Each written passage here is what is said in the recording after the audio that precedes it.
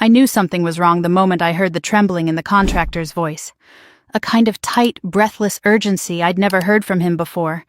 And when he said the words, "Miss Carter, don't come alone, bring your family," the air around me seemed to thin until all I could hear was my own heartbeat. I was standing in the foyer of St. Bridget's Church with a paper cup of weak coffee in my hand, still dressed in my charcoal blazer from the work seminar I'd just finished. My mind emptied itself in one violent sweep. For a second I couldn't even remember how to breathe. My grandfather's office had been locked for nearly a year. I hadn't touched a single thing inside it. That space still held the scent of cedar, old financial books, the faint aftershave he wore every morning. It was his world, and losing him had left a hollow in me big enough to swallow whole conversations. But now a stranger was telling me to come immediately, and not alone, because of something they had found behind a wall I didn't even know existed. My fingers tightened around the coffee cup until it buckled. I whispered into the phone, "What exactly did you find?" Gary exhaled hard. "Just get here. You're going to want your family with you for this." And then he hung up. I stood frozen under the stained glass glow, the church quiet except for the distant hum of the heating system. My grandfather had been gone 10 months, but just hearing his office mentioned out loud sent an ache rolling through my chest. I wasn't ready. I had never really been ready, and yet something in Gary's voice told me this wasn't about sentimental belongings or old paperwork. This was something darker, something hidden, something he hadn't expected to find. I called my parents first. Mom answered on the second ring with her usual clipped tone, already sounding annoyed before I had finished the first sentence. "You want us to come where?" she asked. Dad grabbed the phone from her. "Emily, sweetheart, it's just an office. Whatever he found, we can handle later." "He said to bring the family," I repeated. He sounded scared. Silence stretched across the line. Then Dad sighed, a weary exhale that told me they were already dreading whatever this was going to become. "Fine, 15 minutes. They hung up without another word. I drove faster than I should have. Monroe Lane appeared sooner than expected, that familiar row of tall pines lining the street like sentries. My grandfather's office sat behind the house, a converted shed painted deep green with white trim, a place where retirees came seeking help on taxes, wills, investments, anything that felt too heavy for their shoulders. He believed the elderly deserved dignity. He believed integrity wasn't a virtue, but a duty. I used to think that belief ran in our family. I didn't know yet how wrong I was. My parents pulled up as I reached the walkway. Mom's coat was buttoned tight, her mouth pinched. Dad kept rubbing his forehead as if this whole visit were an inconvenience. Before I could speak, Gary appeared from inside the office. His face was pale, his hands braced against the doorframe. "Miss Carter," he said quietly, "you need to see this." Inside, the air smelled of dust and cold wood. Boxes I had avoided touching were stacked on the floor. The bookshelf my grandfather built by hand stood along the west wall, except one section had been dragged forward several inches. Behind it, where there should have been solid drywall, a rectangular cutout revealed a narrow alcove hidden behind the structure. And inside that alcove was a small brushed steel safe bolted into the studs. "I didn't touch anything except pulling the shelf," Gary said. "It slid way too easily. That's when I realized it was on a track." My mother's voice rose sharply. "Why are we here for a safe? It's probably empty." "It's not," Gary said. "And your father didn't want anyone in the family finding it while he was alive." Dad stiffened. "What makes you say that?" Gary pointed to the inside edge of the shelf. A strip of masking tape, yellowed with time, clung near the bottom. On it, written in my grandfather's careful handwriting, "For Emily only." Mom's eyes narrowed. "For Emily? That makes no sense." But my stomach dropped. He had written those words intentionally, purposefully. And my parents clearly didn't like that one bit. I approached the safe, my hands trembling before I even reached out. The keypad blinked a soft blue. I tried the numbers I knew he cherished, his Marine Corps ID, the address of the house, the date he opened this office. Nothing worked. Then I tried the simplest thing, the combination he used for everything too sentimental to forget. My birthday. A soft click echoed through the room. The safe unlocked. Inside were 3 items: a USB drive, a thick manila envelope sealed with aged tape, and a small cluster of papers neatly clipped together with highlighted names. My parents leaned in immediately, but I stepped between them and the safe. The envelope had my name written on it in his handwriting. Emily, read alone first. The lettering wavered slightly at the end. He must have written it when his illness advanced. I swallowed hard and clutched the envelope to my chest. "We'll give you privacy," Gary said gently. But my mother snapped, "We're her parents. You should leave." I cut her off. I didn't raise my voice. I didn't need to. Something in my tone must have hit a nerve, because Mom stepped back, her face twisting as though she wanted to argue but didn't know how. They left the office reluctantly, murmuring to each other in irritated whispers, and I waited until the door shut behind them before I sat in my grandfather's old leather chair. The envelope trembled in my hands. The last time I sat in this chair, he was alive. Frail, but alive. He had pulled me close and told me not to lose myself even when the world tried to make me smaller. I should have asked him what he meant. I should have stayed longer. I peeled the tape slowly, afraid it would tear the paper inside. 3 pages slid out, front and back filled with his precise, elegant script. I inhaled once, then read. "My dearest Emily, if you are reading this, then I'm gone, and you have found the room I prayed you'd never need. But the truth cannot stay buried, not when it endangers the innocent, and you are the most innocent of all." My eyes blurred instantly. I blinked and kept reading.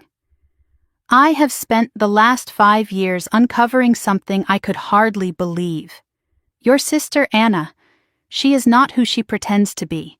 She has stolen nearly $2 million from 6 elderly clients. She used your name, your social security number, and forged your signature to create investment accounts that ruined her victims, and your reputation, and your parents have known for 2 years." The words didn't make sense at first. They floated like fragments, impossible to connect. Anna, 2 million, my name, my SSN, my parents knew. My throat closed. I read the next lines with shaking hands. "You lost opportunities, promotions, dignity, not because of your failures, but because of the accounts she opened under your identity. She was able to do this because your mother and father helped cover her tracks, believing they were protecting the golden child. They feared what would happen to her if the truth came out, and so they allowed blame to fall on you." I gasped out loud, the sound tight and choked. My parents knew? They let me walk around humiliated? They watched me lose my job in the financial firm, listened to colleagues whisper that I was irresponsible, smiled at me with pity instead of outrage. I kept reading even as tears dropped onto the page. I hired an investigator the moment I realized the depth of what she had done. I recorded every conversation, traced every transfer, collected every forged document. The USB contains everything. You must use it. Protect the victims, and protect yourself. I could not finish this before my illness overtook me, but I believe you can. You carry the strength I always admired. My chest ached so sharply I gripped the edge of the desk. "I'm sorry I could not shield you from your own family, but I trust you to do what is right, even when it hurts. My Emily, you are the best of us. Finish what I started." It ended with his shaky initials. I pressed the letter to my chest and sobbed. Quiet, broken sobs that had been waiting years to escape. Every humiliation suddenly made sense. Every time my parents defended Anna, every time I was told don't make trouble, every time I was made to feel like I wasn't enough. They weren't protecting me. They were hiding her crimes. I don't know how long I sat there. The room felt colder, the dust heavier, the air tight like it was holding its breath for me. Eventually, I opened the USB folder. 2 directories appeared, victims and recordings. My pulse quickened. I clicked victims first. 6 names, 6 lives, 6 people my grandfather had sworn to protect, and that Anna had exploited while wearing my identity. The first file opened to a photo of an older man with a warm smile. Beneath it, a summary: Walter M. Briggs, lost $10,000. Forged documents using Emily Carter's SSN. My lungs refused to expand for several seconds. I whispered, "Oh God, what did she do?" One by one, I opened their files. Each one told a story of betrayal. Each one bore my signature, except it wasn't mine. Each one revealed another piece of the life Anna built by dismantling mine. And then I reached the last folder. A note in my grandfather's handwriting sat at the top. "Emily, this is where you start seeking justice." I sat back slowly, trembling. The truth didn't just hurt. It rearranged everything I thought I knew. My family wasn't what I believed. Anna wasn't who I believed. And I had been living in the ruins of a lie they all helped build. I looked around the office, its shadows stretching across the floor, and I felt something shift inside me. For the first time in years, the shame wasn't mine. The guilt wasn't mine. The failure wasn't mine. The truth was in my hands now, and I was going to use it.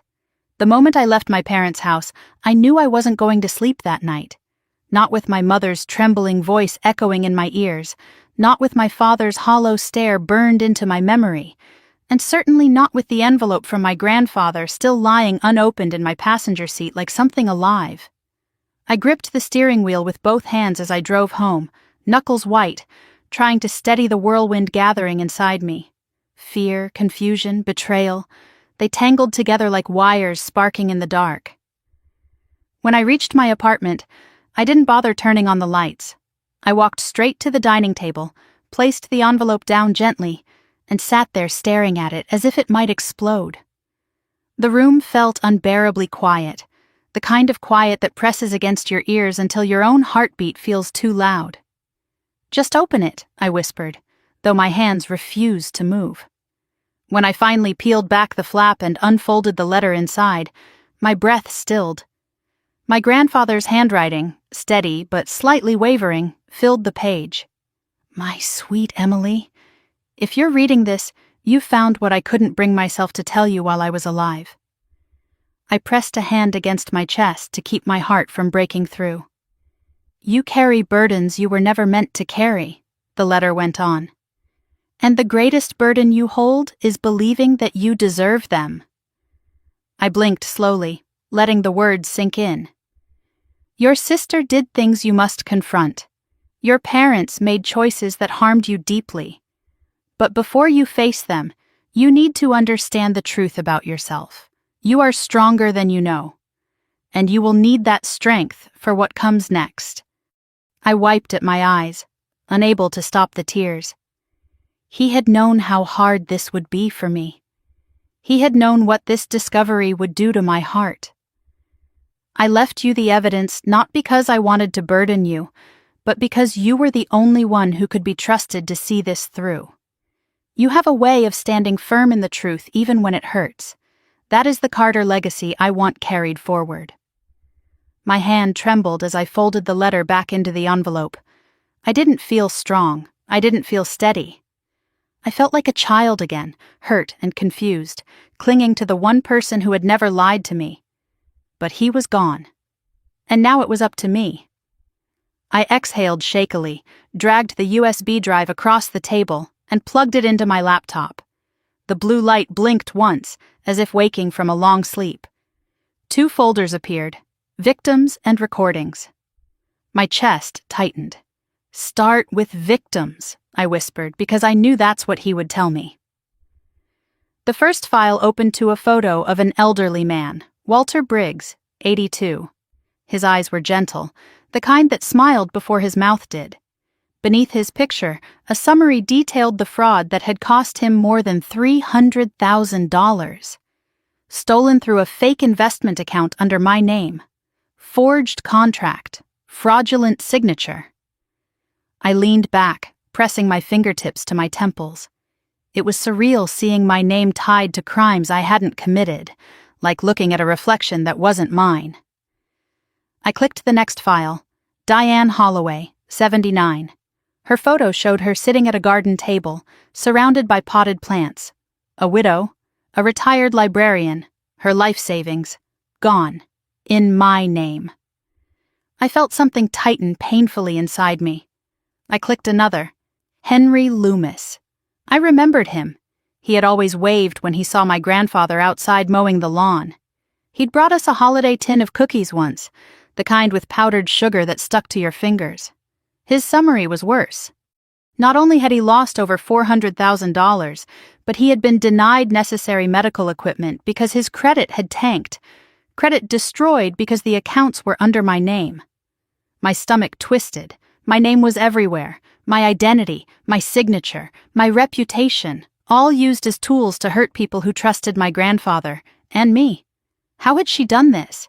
How had she sat across from them, looked into their eyes, and lied so easily? My throat tightened as I opened the folder labeled Morris Couple. Their smiling faces stared back at me. A retired teacher and her husband. They had lost $500,000. Money meant for medical care, for their grandchildren's college funds. I covered my mouth with my hand. "This is Anna," I whispered. "This is all Anna." But the next file made my breath stutter. Eleanor Myers. She had died believing I had betrayed her. The weight of that truth landed like a stone in my chest. "I'm so sorry," I whispered to her photo, though she couldn't hear me. "You didn't deserve that." For a moment I couldn't move. The weight of the truth pressed hard against my lungs. After several long seconds, I forced myself to click the next folder, Recordings. 8 audio files appeared. The first was labeled Confrontation, Anna. My finger hovered over it. I clicked play, static, then breathing, then my grandfather's voice, weak but steady. "Anna, why did you do it?" Her voice came next, sharp, annoyed, defensive. "Stop, Grandpa, you don't understand." I stiffened, every muscle going tense. He pressed, calm, patient, heartbreak buried beneath every word, and she cracked, piece by piece. "I used her name," she snapped, "but she wasn't supposed to find out." My breath caught, my whole body froze. "I built something," she continued. "I deserved it. Emily never fights for anything. She lets people walk over her. She's weak." Weak. The word buried itself in my chest like ice. My grandfather's voice broke. "You ruined her life. She ruined her own life," Anna snarled. "She always does." Every word cut deeper. Then, she deserved it. I felt like I had been slapped.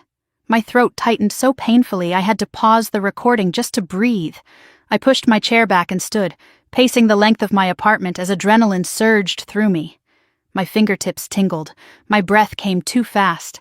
I felt raw, exposed, carved open. When I returned to the table, crying openly, I forced myself to restart the recording. My grandfather tried to reason with her. He reminded her of the victims. He reminded her of family. She mocked him. Then the worst part. "If this goes public," she said, "Emily goes down first. Everything is in her name. She'll get arrested long before anyone comes after me." My hands trembled violently. She had planned it. She had planned to let me take the fall. Not accidentally. Not impulsively. Intentionally. I stopped the recording again and pressed my hands over my mouth to keep from sobbing out loud. Tears streamed down my cheeks, but I made no sound. After several minutes, I returned to the laptop. There were more files, more truths, but I clicked the one labeled Parents, Argument. My father's voice came first. "Dad, please, Emily can't know, she'll fall apart." My mother, "If this gets out, Anna will crumble. We need to protect her." I felt nauseous. Protect her. Not me. Never me. "You're sacrificing Emily," my grandfather said, voice breaking. Silence. Then my father whispered, "She can handle disappointment." I covered my face and broke. broke in a way I didn't know I still could. My parents had chosen her, over truth, over justice, over me. I sat there for what felt like hours, breathing through the devastation, letting it soak into me so thoroughly that there was no room for denial left. When I finally lifted my head again, everything looked different. The apartment, the evidence, my own reflection in the dark window. The truth didn't just break my illusions, it freed something inside me, a flame, a purpose, a resolve. I wiped my face, inhaled, and whispered, "Grandpa, I'm going to finish this." I opened my laptop and typed an email. Subject, evidence submission, urgent, to Agent Marcus Hale, FBI Financial Crimes Division. My voice no longer shook. My hands no longer hesitated. Because the truth, now fully seen, fully felt, had given me exactly what my grandfather said it would: strength, clarity, purpose, and I wasn't afraid anymore. Not of the evidence, not of my family, not of what came next. The truth was mine now, and I was ready to use it. The house was silent when I slipped inside that night, but my mind roared like a storm. I didn't bother turning on the lights. I went straight to my bedroom, closed the door, and set the USB in the center of my desk, the way someone might place a weapon they were afraid to touch. For a long time I just stared at it, the tiny black rectangle holding more weight than any object I'd ever owned. It felt alive somehow, pulsing with everything my grandfather had uncovered, with every lie my sister had fed the world, with every injustice that had wrapped around my name like barbed wire. I sat down slowly, opened my laptop, and plugged the USB in. The quiet click sounded like a key turning in a lock I couldn't undo. The screen lit up, and 2 folders appeared immediately, exactly as they had in his letter: victims and recordings. But now there was something else. A 3rd folder I hadn't noticed before.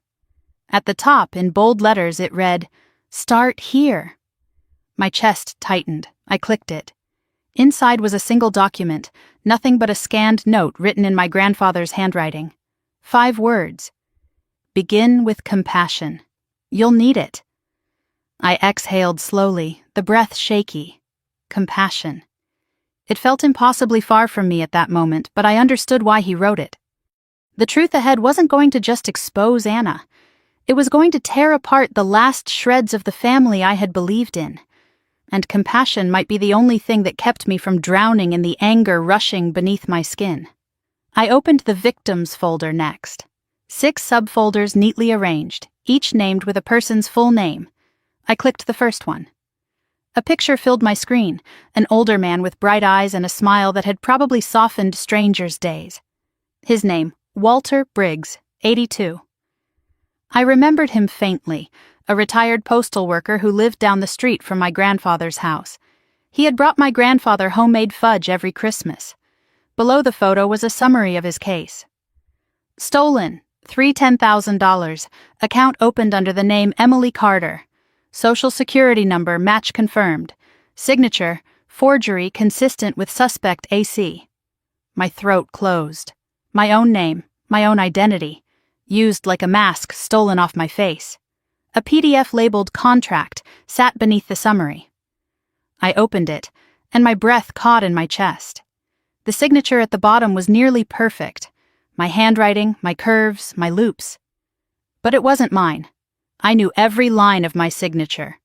Whoever forged it had studied me, watched me, knew exactly how to mimic me.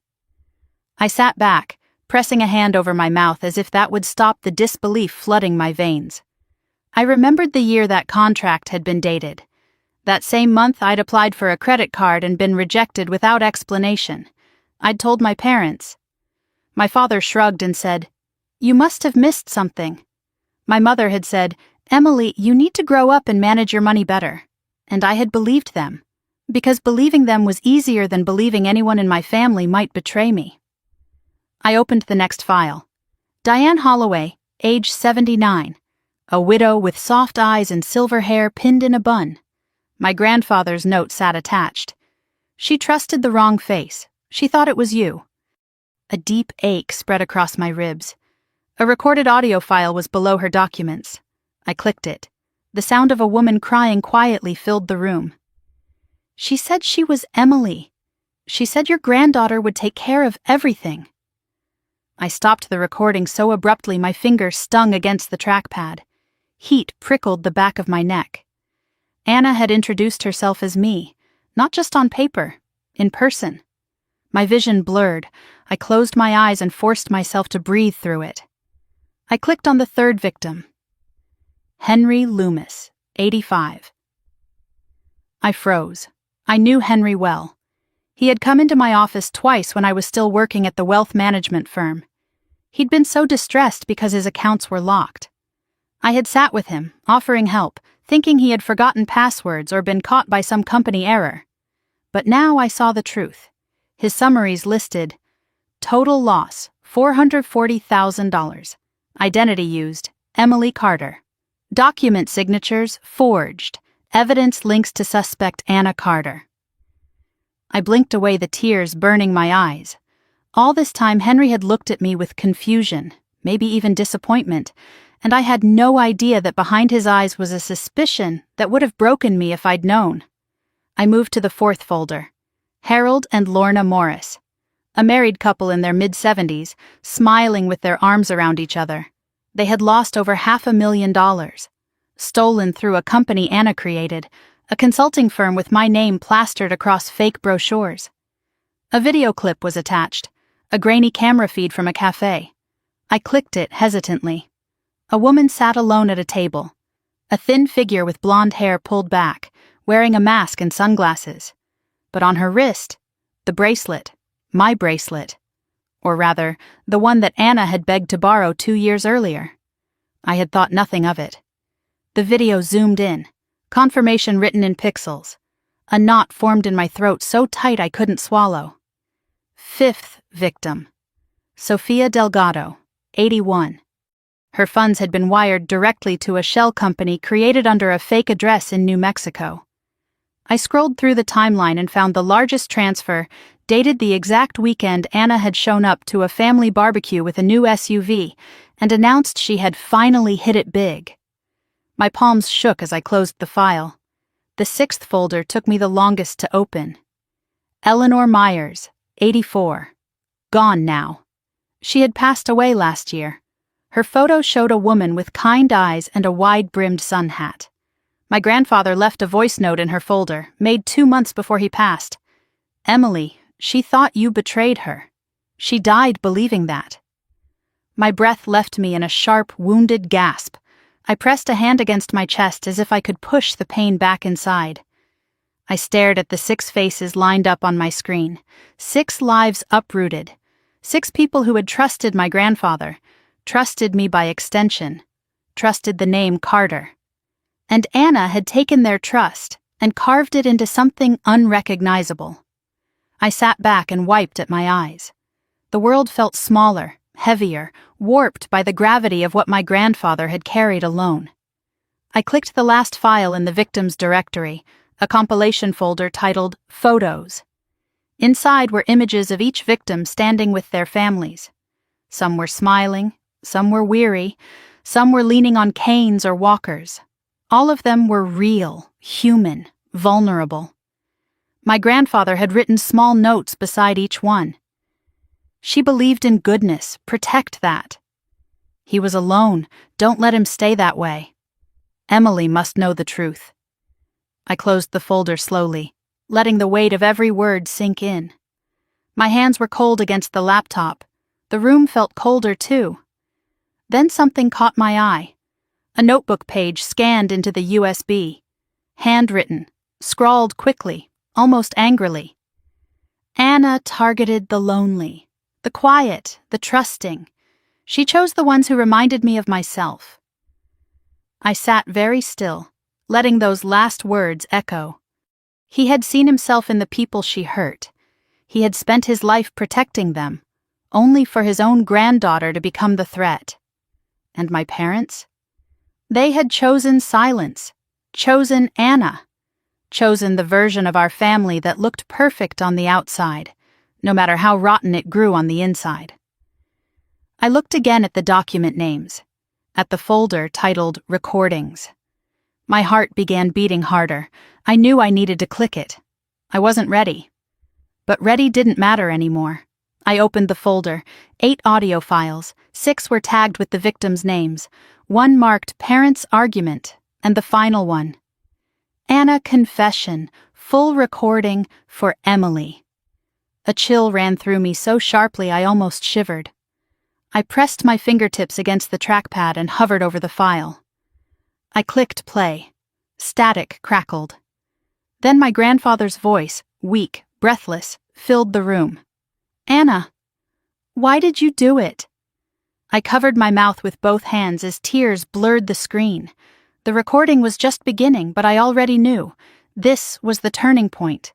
The moment nothing in my life would ever be the same again. I leaned closer to the laptop, heart pounding, breath unsteady. Then her voice came through, sharp, defensive, familiar in the worst way. Grandpa, stop, you don't understand anything. And the truth, the one my grandfather had carried alone for years, unfurled in the dark room like a blade. I closed my eyes, ready to hear everything. Ready, at last, to face what my family had become. The first thing I heard when I opened the file was my grandfather's breathing, shallow, uneven, the kind that made my throat tighten instantly. Then came his voice, thin but steady enough to cut straight through me. Anna, why did you do it? For a moment, all I could hear was the low hum of the laptop fan and my own heartbeat pulsing in my ears.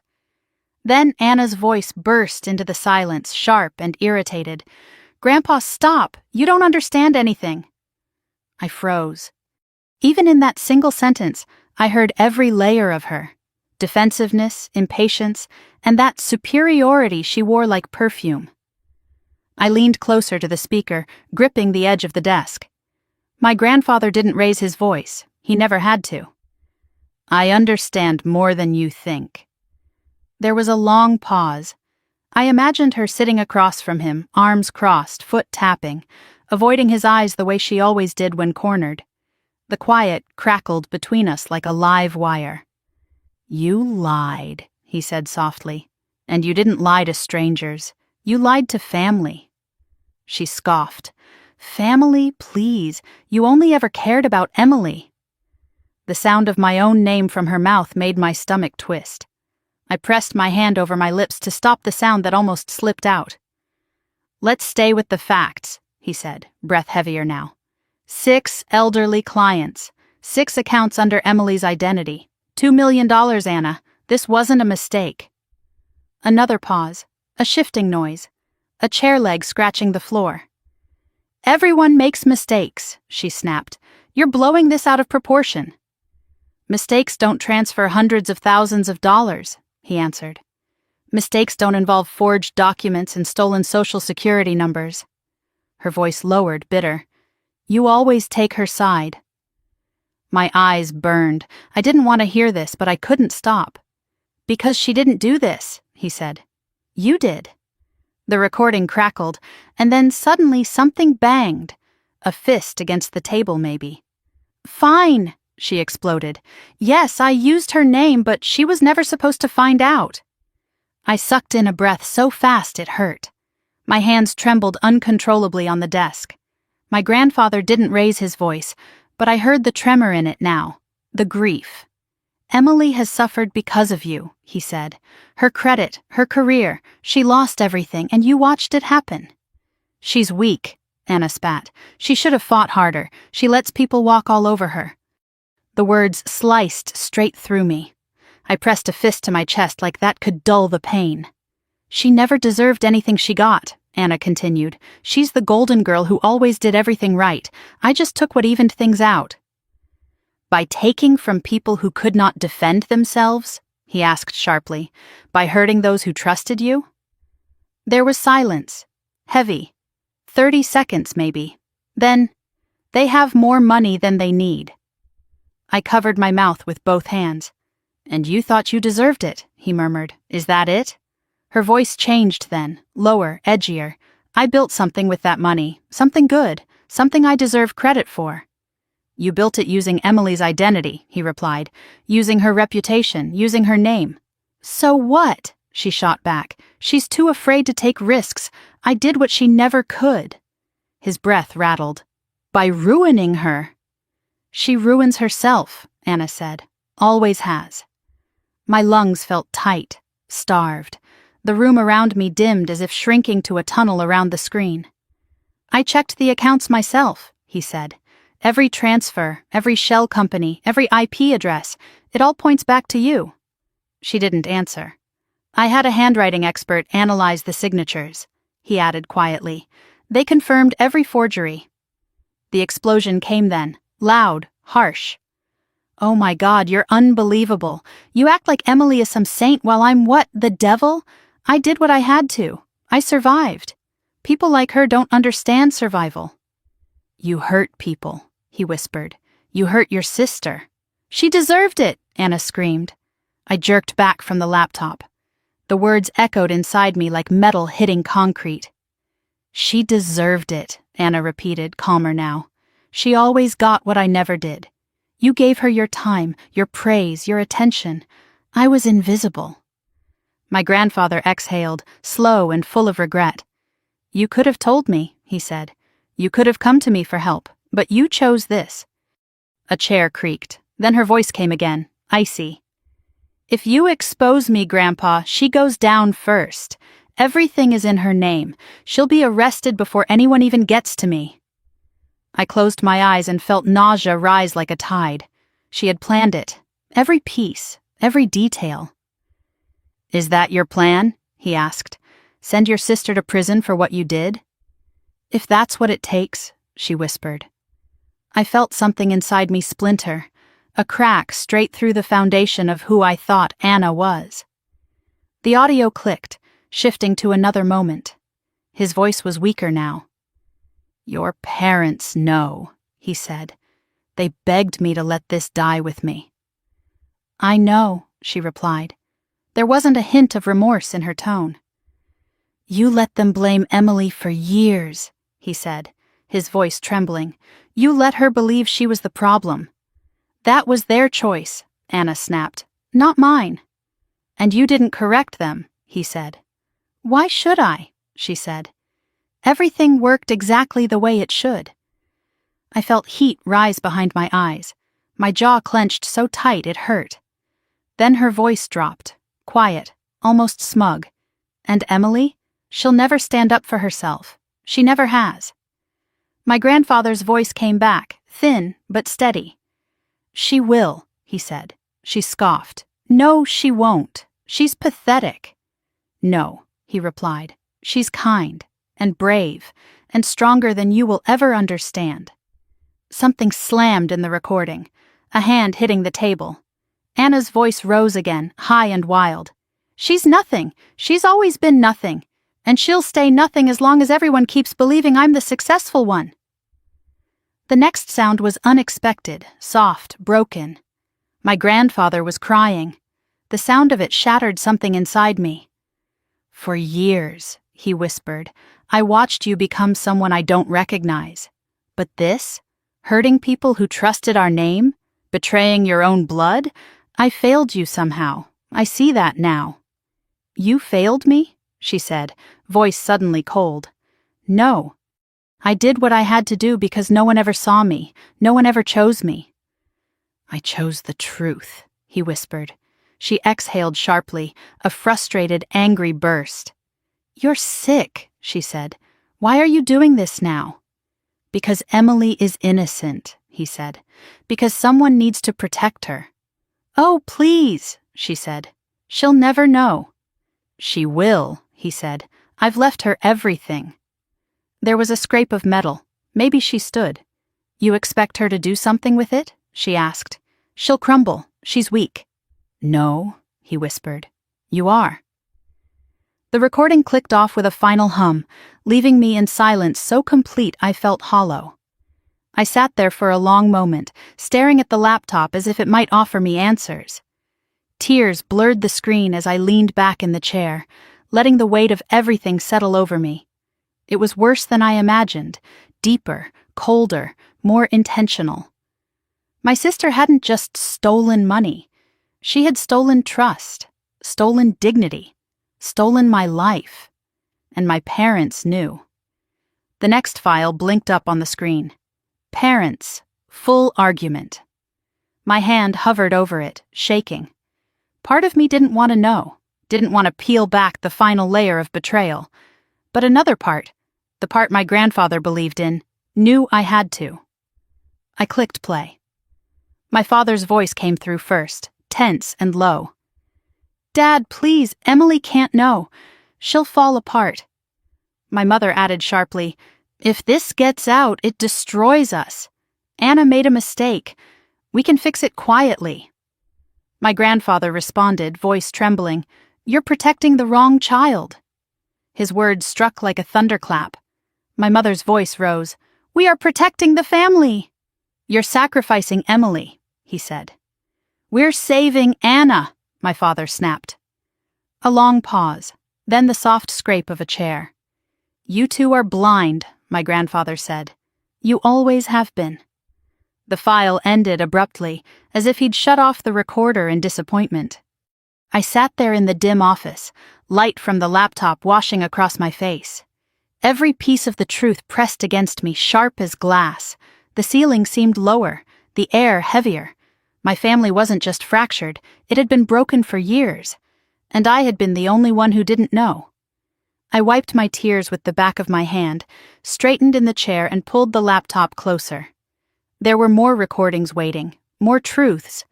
But I wasn't the same woman I had been this morning. I wasn't the Emily who shrank under doubt or carried shame that wasn't mine. My grandfather saw something in me, trusted something in me. And now I could feel it rising like a slow burn in my chest. Strength, resolve, purpose. I clicked the next file. Victim Testimonies, full compilation. As the first voice began to play, I leaned forward, not as the broken daughter my parents underestimated, but as the woman my grandfather believed I could be. The woman ready to finish what he started. I didn't sleep that night. I don't think I even lay down. I spent the first hour pacing from my kitchen to the living room, the USB clenched in my hand like a piece of shrapnel I couldn't put down. By sunrise, my apartment felt too small, too tight, too full of ghosts I hadn't invited. So I carried my laptop and the files to the dining table and spread everything out. The notes, the recordings, the printed summaries. It looked like the aftermath of a storm my grandfather had tried to contain alone. I sat down, pulled my hair into a loose knot, and whispered to the empty room, "Let's start." My laptop hummed awake. The USB connected with a soft click, and the numbers, the documents, the transfers I'd only skimmed the day before suddenly formed a map, one so monstrous and deliberate I felt my stomach tighten the deeper I looked. I opened the Excel file again, Anna transferred all final.xlsx. Rows and rows of transactions glowed back at me, 67 in total. My eyes tracked the patterns, dates, amounts, account numbers. At first they seemed random, but as I cross-referenced them with my grandfather's notes, a picture emerged. My breath caught. Almost all the transfers were made on dates important in my own life. Days I'd been working late. Days I'd been traveling for conferences. Days my parents had called with some excuse to check on where I was. Every time I wasn't home, Anna moved money. It wasn't chaos. It was strategy. And at the bottom of the spreadsheet, highlighted in red, was the transfer that made the back of my neck go cold. $190,000. Desert Sun Credit Union. Shell account, Cielo Azul Financial Group. The date next to it was 8 days after my grandfather's funeral. I sat back, pressing my fingers against my temples. She hadn't stopped, even when we were burying him. She'd kept stealing while I was helping my mother choose the flowers for the service. Kept stealing while I was cleaning out his bedroom drawers with shaking hands. Kept stealing while I was crying at his graveside. A grief so sharp it bordered on rage surged through me. I opened the next tab in the file, Location History. There it was, a New Mexico address for the shell company. And beside it, another name I didn't recognize at first. Desert Sun Credit Union. But the moment I typed the name into Google Maps, my breath stilled. The bank sat in a remote area 20 miles outside Albuquerque, a place you wouldn't go unless you needed privacy or distance, a place Anna had been. I minimized the browser and opened my email archives. I searched for old family messages, anything that could show where Anna had been the past few years. A dozen photos popped up, vacation trips, brunch outings, spontaneous solo self-care retreats. 3 years ago, a selfie of Anna at an airport with the caption, "Last-minute getaway, I need a break." The timestamp was the same day the first major fraudulent transfer occurred. 4 years ago, a picture of her at a rooftop restaurant in Tempe, Arizona, wine glass raised. The date matched the second transfer. 2 years ago, a cryptic caption, "Sometimes you need to get out of town to find clarity." The location tag, Albuquerque. It was a breadcrumb trail she probably thought was harmless, but every post lined up perfectly with the stolen money. I sat back slowly. My hands trembled, but not with fear this time, with clarity. She'd been hiding in plain sight, and I had never seen it, not because I was blind, but because I trusted the wrong people.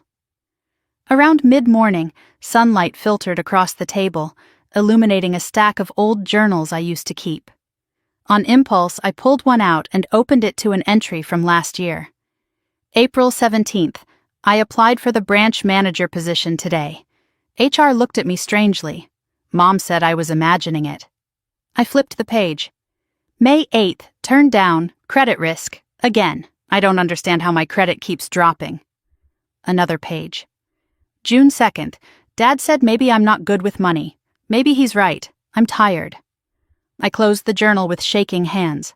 For years, I had blamed myself for every failure, every denied promotion, every warning at work about financial red flags.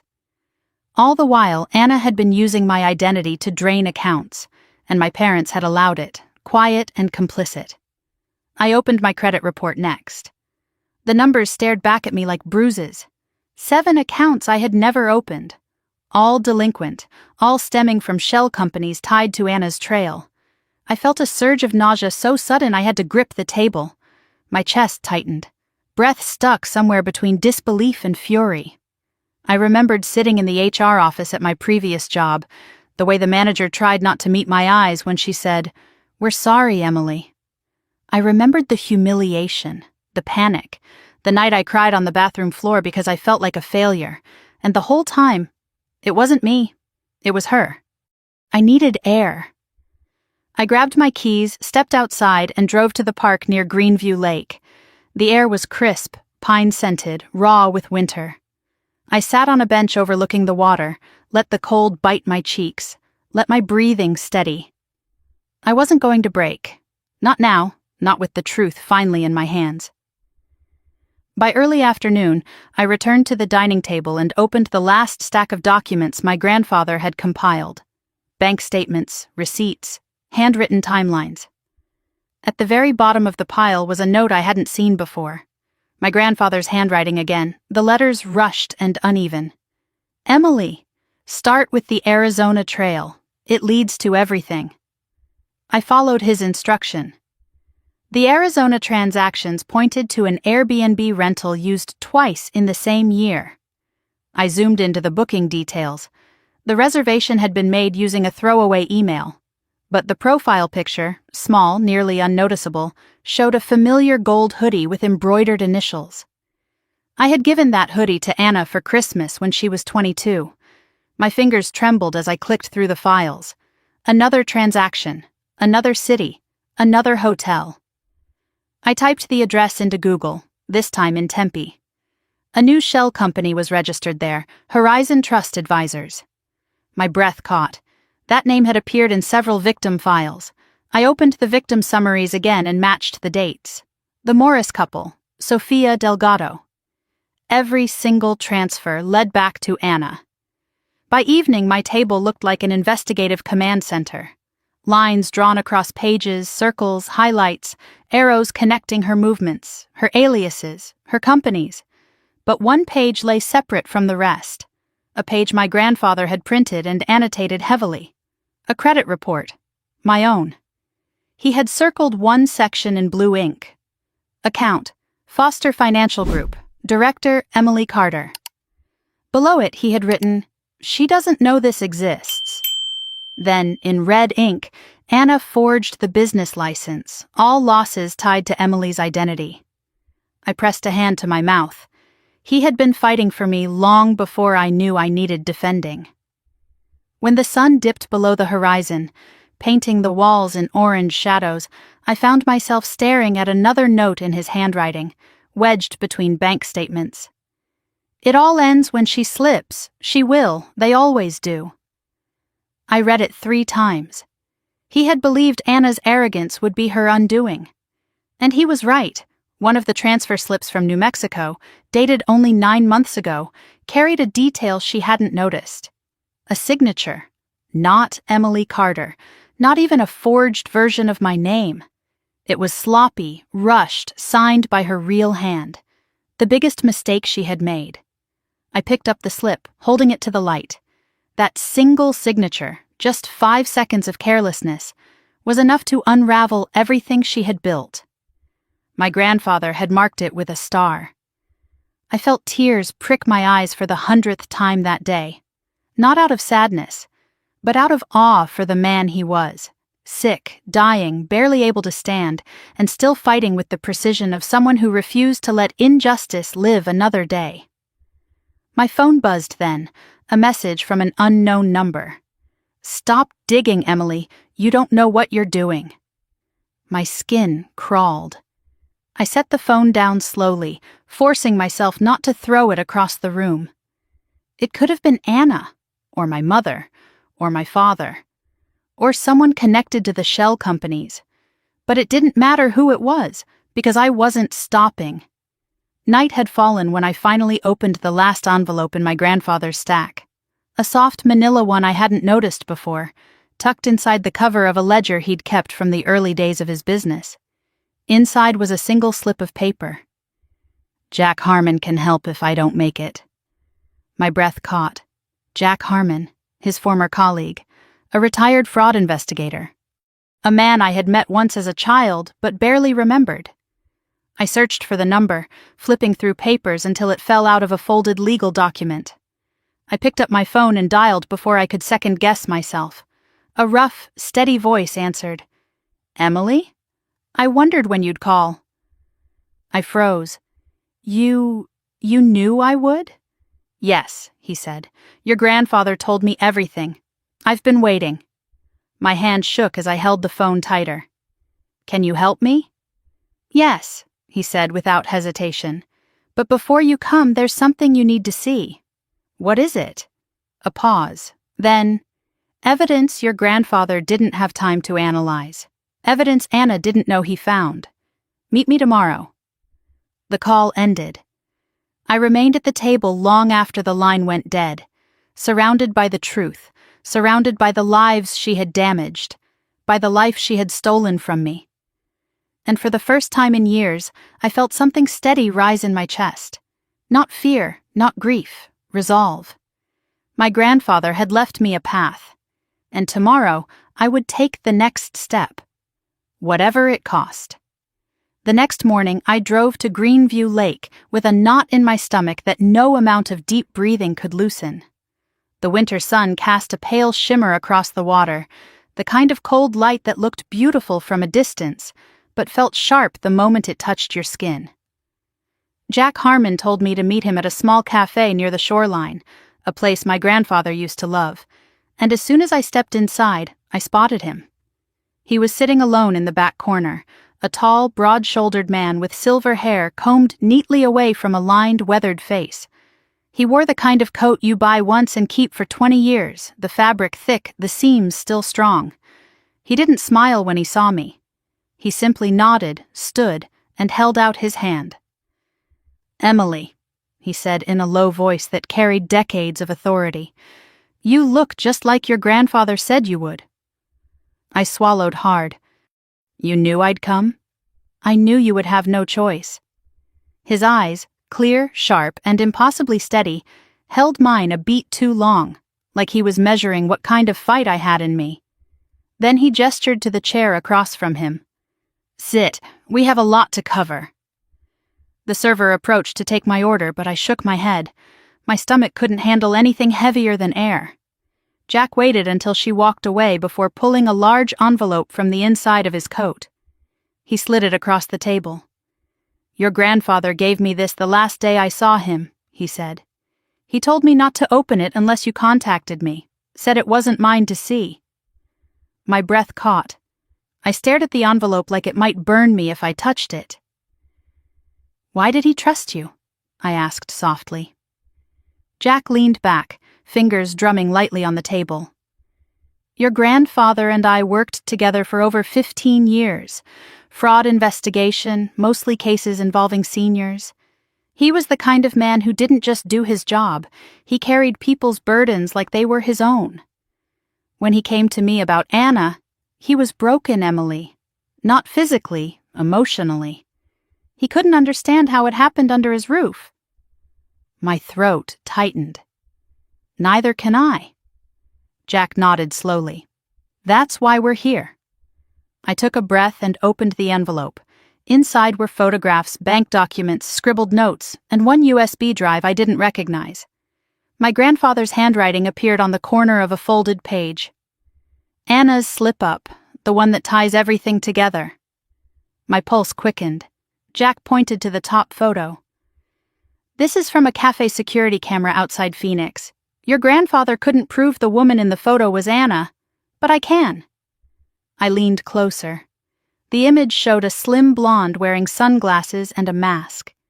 Her head was slightly turned away, but the background was familiar. A high-end coffee shop Anna used to rave about years ago. "What makes you sure it's her?" I asked. Jack slid another image beside it.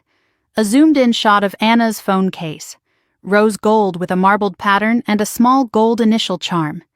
The exact one Anna had posted online 3 years earlier. "These scammers love to think they're smart," Jack said quietly. "But ego is a curse. They can't resist showing off."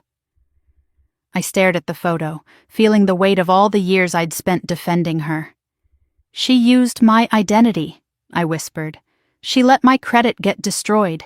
She let me take the blame." Jack didn't look away. "And she did it knowing you'd never fight back. She counted on you being quiet." I clenched my fists under the table. "Your grandfather told me something," he added. "Said he trusted you to finish what he was too sick to complete." My chest ached. "He shouldn't have had to do any of this alone." "He didn't," Jack said. "He had me. And now you have me." I exhaled shakily, trying to steady myself, but Jack reached into the envelope again and pulled out another file. "This," he said, "is the biggest oversight Anna ever made." He placed a page on the table, a bank authorization form from Desert Sun Credit Union. The signature line didn't say Emily Carter. It didn't even try to mimic me. It said Anna C., sloppy, rushed, probably signed because she thought no one would ever see it. My grandfather had circled it in red. "How did he find this?" I whispered. "He spent hundreds of hours tracking every shell company she created," Jack replied. "He wasn't just looking at your parents' house. He was digging across 3 states. My head dropped, overwhelmed by the magnitude of his effort. He shouldn't have had to carry that alone. Jack's face softened. He didn't want to put the weight on you while he still had time. He told me once, "Emily carries guilt that isn't hers. I won't add to it until she can fight back." Tears blurred my vision. That sounded exactly like him. I flipped through the rest of the file, company registrations, routing numbers, receipts, overlapping dates. Each piece pointing to Anna, each piece linking her fraud to my ruined credit and the 6 stolen lives my grandfather had fought to defend. But then I found something else. A recording transcript. At the top, parents. Second conversation. "Second," I whispered. "I only heard one." Jack nodded grimly. "Your grandfather recorded them twice. The second one, he didn't add it to the USB because he wasn't sure you were ready, but he gave it to me." He pushed another paper across the table. I stared at the words, reading the transcript with growing disbelief. Mom, we can't let this come out. Emily will cause a scene and Anna will crumble. Dad, we just need Emily to stop asking questions. If she keeps thinking everything is her fault, this stays contained. Mom, she's always been easier to manage. Dad, Anna couldn't handle prison. Emily can handle disappointment. My breath stumbled. Handle disappointment. Like that wasn't the story of my entire life. A sound escaped me, half laugh, half sob. They used me, Jack nodded. Your grandfather wrote a note at the bottom. Look. I read the line, penned in shaking handwriting. They sacrificed her to protect the child who hurt everyone. My chest felt tight, burning with betrayal I didn't yet know how to process. Emily, Jack said quietly, your grandfather didn't gather all this to punish your family. He did it to free you. I wiped my eyes furiously. So what do I do now? You call the FBI, he said simply, and you prepare. Prepare for what? For the truth to finally break everything open. I swallowed hard. I don't know if I'm strong enough. You will be, he said. Your grandfather believed that, and so do I. The server brought coffee to the table, even though neither of us had ordered it. She smiled warmly, unaware of the storm I felt inside. Jack waited until she left before speaking again. There's one more thing, he said. He reached into the envelope one last time and pulled out a black flash drive. It was heavier than the others, with a metal casing and a small sticker on the back with my grandfather's initials. He recorded something he didn't want anyone else to hear, Jack explained. Not me, not your parents, not even Anna. What is it?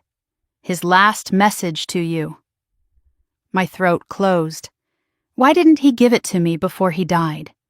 He said you weren't ready, Jack said gently. He said you needed the full truth first. My hands shook as I took the flash drive, gripping it like it was the last piece of him I had left. When you're ready, Jack said, listen to it. I nodded, but my eyes screamed the truth. I wasn't ready at all.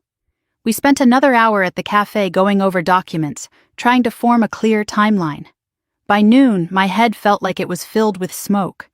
Every page revealed more of Anna's lies, more of my parents' complicity, more of the burden my grandfather had carried alone. As we got up to leave, Jack placed a firm hand on my shoulder. You're not alone in this, he said. I'll stand with you when the time comes. Your grandfather made me promise. I swallowed the lump in my throat and nodded. Thank you. Outside, the cold air hit me like a wave. I stood beside my car, breathing hard, gripping the flash drive so tightly the edges bit into my palm. The lake shimmered in the distance, sunlight catching on its surface like scattered glass. My grandfather had believed I could do this. Jack believed I could do this. And somewhere under the fear and exhaustion, I realized I believed it too. When I got home, I placed the new flash drive beside my laptop and stared at it for several minutes before whispering, "Not yet." There was a knock at my door. I jumped, my heart slamming against my ribs. When I opened it, no one was there, just a plain white envelope on the welcome mat. I picked it up, hands trembling. Inside was a single sheet of paper with 4 words typed in the center. Stop before it's too late. I looked up sharply, scanning the hallway. No one. No footsteps, no sound. But the message was clear. Someone knew what I was doing, and someone was terrified of what I was about to uncover. I closed my door, locked every bolt, and leaned my forehead against the wood. I wasn't stopping. Not now. Not after everything my grandfather risked. Not after everything she stole. The truth was coming, and I was going to be the one to bring it into the light. Agent Marcus Hale's voice was calm when he told me to take a seat, but nothing inside me felt calm.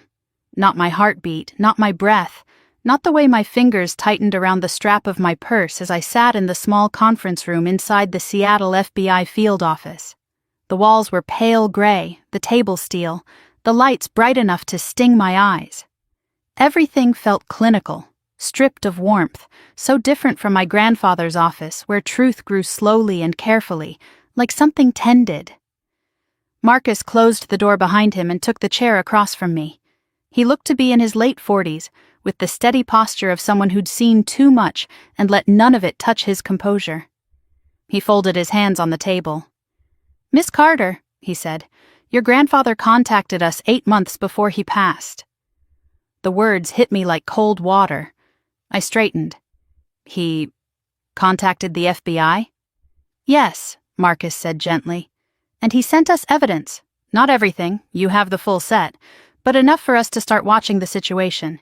He wanted us ready if his condition worsened before he could finish the case." My throat tightened. I pictured my grandfather alone in his office, fighting cancer, gathering recordings, building timelines, and all the while preparing for a day he feared would come too soon. "Why didn't he tell me?" I whispered. Marcus held my gaze. "Because he knew you weren't safe as long as your sister believed she could get away with everything. He wanted to protect you. And he wanted the truth airtight before he brought you in." I swallowed hard, forcing myself not to break down. "He shouldn't have had to deal with this alone." "He didn't," Marcus said. "He had an investigator, Jack Harmon. And he had us. What he didn't have was time." The ache in my chest sharpened, but I nodded for him to continue. Marcus opened a thin binder. Inside were several printed pages, highlighted and annotated, the same evidence I had spent 3 days sorting through, but reorganized with ruthless clarity. "Your grandfather's evidence is strong," he said, "very strong. But for us to prosecute a case like this, we need a direct admission or a reaction from the suspect that corroborates the material. Financial crimes involving family are particularly tricky." "She'll deny everything," I said quietly. Marcus nodded. "We know, but she has a pattern. Your grandfather identified it, and we've confirmed it. She becomes arrogant when confronted, defensive, careless." Yes, that was Anna, sharp-tongued, brimming with entitlement, convinced consequences were for other people. "So, what do you need from me?" I asked. "To set the trap," Marcus replied. A chill ran up my spine. "Trap?" He leaned forward slightly. "You need to confront her, not alone. With your parents present, with all evidence arranged in escalating order. Let her feel in control. Let her think you're emotional, unprepared, overwhelmed. These kinds of perpetrators make mistakes when they underestimate their challengers." I stared at him, my pulse rising. "You want me to confront my family? In person?" "We'll be close by," he said, "within seconds. But yes, you'll need to walk them through the evidence. Your sister's guilt, your parents' complicity, every detail." A tremor ran through my hands. "She'll explode." "Exactly," Marcus said. "That's when she'll incriminate herself." I pressed my palms to my knees, grounding myself. "My parents, what about them?" "We believe they have obstructed the truth," Marcus answered. "But unless they voluntarily confess, our priority is the primary offender first. We need their presence, though. Family dynamics intensify reactions. They might even push her to admit more than she intends." My stomach twisted. The idea of facing all 3 of them, my mother's denial, my father's manipulative calm, Anna's venom, felt suffocating. But then I remembered the victims' faces. Walter, Diane, Henry, the Morris couple, Sophia, Eleanor. And I remembered how my grandfather's voice shook when he confronted Anna in that recording. The truth mattered. Justice mattered. And now it depended on me. "What do I need to do?" I asked. Marcus opened another folder and slid it toward me. "We've prepared a timeline for you to follow. Start with the victims, move to the forged signatures. Then the shell companies, then the IP logs, and finally..." He paused. "The recordings." My breath caught at the thought of playing those in front of my mother and father. In front of Anna. "Will they know you're nearby?" I asked. "No," Marcus said. We'll be off-site in an unmarked vehicle. When she incriminates herself, you'll send us the signal." "What signal?" "A text message," he said.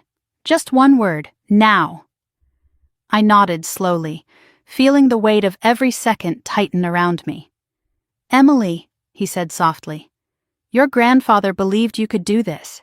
He trusted your integrity. He trusted your strength." My eyes burned hot. "I'm scared," I admitted. "That's how we know you're ready," he said. "People who don't understand the weight of truth rush into it without caution. You're doing the opposite." He stood. "Take the day to prepare. Reach out when you set the meeting." I left the FBI building without fully remembering the walk. My mind felt heavy, like it was dragging 1,000 pounds behind me. Outside, the winter wind cut across my cheeks, clearing my head just enough to remind me what had to come next. I drove to my parents' house on Oak Ridge Drive. The house looked the same as it always had. Perfectly trimmed lawn, shutters painted a cheerful navy blue, wreath on the door. It was the kind of house that smiled at neighbors and hid everything behind closed doors. Dad opened the door before I knocked, his eyebrows pulled together. "Emily, this is a surprise." "We need to talk," I said. His smile dropped faster than any mask I'd ever seen him wear. "About what?" "About Grandpa's office, and what he left behind." A flicker of panic moved through his eyes so quickly I might have missed it if I hadn't spent the last few days studying lies. Mom appeared behind him, arms folded. "Emily, whatever you think you found—" "It's not what you think," Dad finished. I clenched my jaw. "You don't even know what I'm going to say." Mom's voice trembled just slightly. "Anna told us you were confused." Confused. The word made something bitter rise in my chest. "I'm not confused," I said evenly. "But I need you and Anna to come to Grandpa's office Saturday evening, 6 o'clock. Mom stiffened. Dad froze. "For what purpose?" he asked. "There's something you need to hear," I said softly. "Something he left for all of us." Mom stepped forward, her voice hissing. "Emily, let this go. For once in your life, just leave it alone." Dad shot her a sharp look, realizing too late she'd said too much. I stared at her. "And why would I do that?" Her face twisted.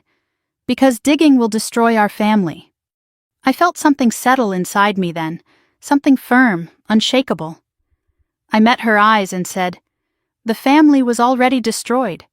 I'm just discovering how." They said nothing. They didn't have to. I left them standing in the doorway, their carefully curated world beginning to crack. That night, I drafted the family message. Saturday, 6 p.m., Grandpa's office, mandatory.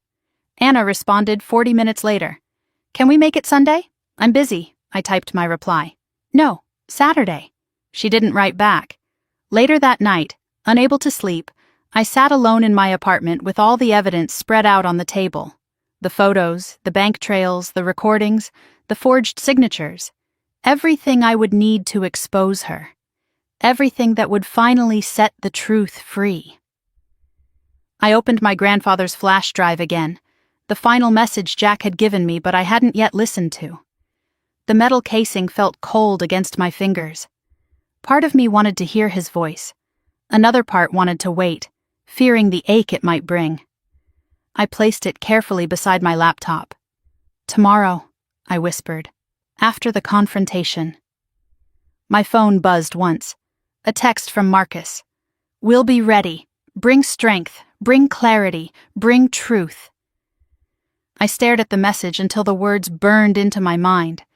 Then I turned off the lights and sat in the dark, the silence thick, the weight of what was coming settling into my bones. Tomorrow I would face them. Tomorrow the truth would finally breathe. Tomorrow everything would change. The sky was darkening into a bruised blue when I unlocked my grandfather's office that Saturday evening. The air inside was cold, the kind that sinks into your bones, but it smelled faintly of cedar and ink. His scent, one I hadn't realized I missed until it wrapped around me like a fragile goodbye. I turned on the desk lamp, its soft glow settling over the stacks of documents. The laptop, the USB drives arranged exactly as I'd prepared them hours earlier. 6 o'clock was approaching fast. I could feel it in my pulse, in the tightness behind my ribs, in the tremor I kept pushing out of my fingers. But beneath the nerves was something harder, steadier. Resolve. Not anger, not yet. Something quieter, deeper. A certainty that the truth, even when brutal, was still mine to carry forward. A car door slammed outside, then another. Their voices came next, muffled by the thin office walls. My parents' footsteps, Anna's sharper ones behind them. For a split second I closed my eyes and inhaled slowly. "Grandpa," I whispered, "I hope you're with me." There was a knock. I didn't answer. I just said, "Come in."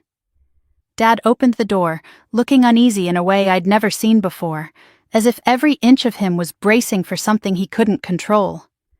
Mom stepped in behind him, her lips drawn tight, her eyes darting nervously from the files on the desk to the laptop screen.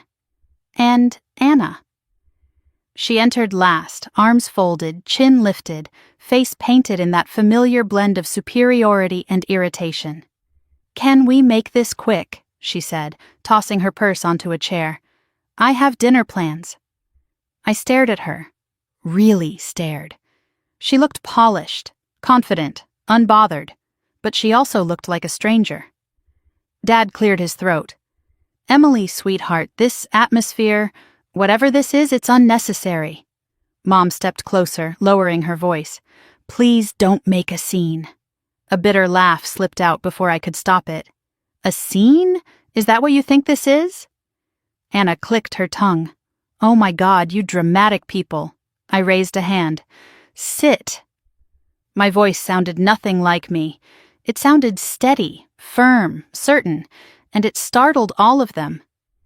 Dad sat first. Mom reluctantly followed. Anna hesitated for a moment, then rolled her eyes and dropped into the chair closest to the bookshelf. I took my seat behind my grandfather's desk. "This," I said quietly, "is about Grandpa." Mom's expression softened instantly. "Oh, sweetheart," Anna interrupted. "If this is about his documents, I told you you're overreacting." "It's not about documents," I said. "It's about what he found before he died." That silenced the room. I clicked the laptop. The first folder appeared on the screen. Victims. 6 names, 6 faces. I turned the laptop so they could all see it. "What is this?" Dad asked, frowning. "The people Anna stole from," I said softly. Mom sucked in a sharp breath. Anna scoffed. "What are you even talking about?" 6 elderly clients," I said. 6 people who trusted our family name. 6 people who believed they were meeting with me. 6 people whose accounts were drained using my identity. Dad shook his head slowly.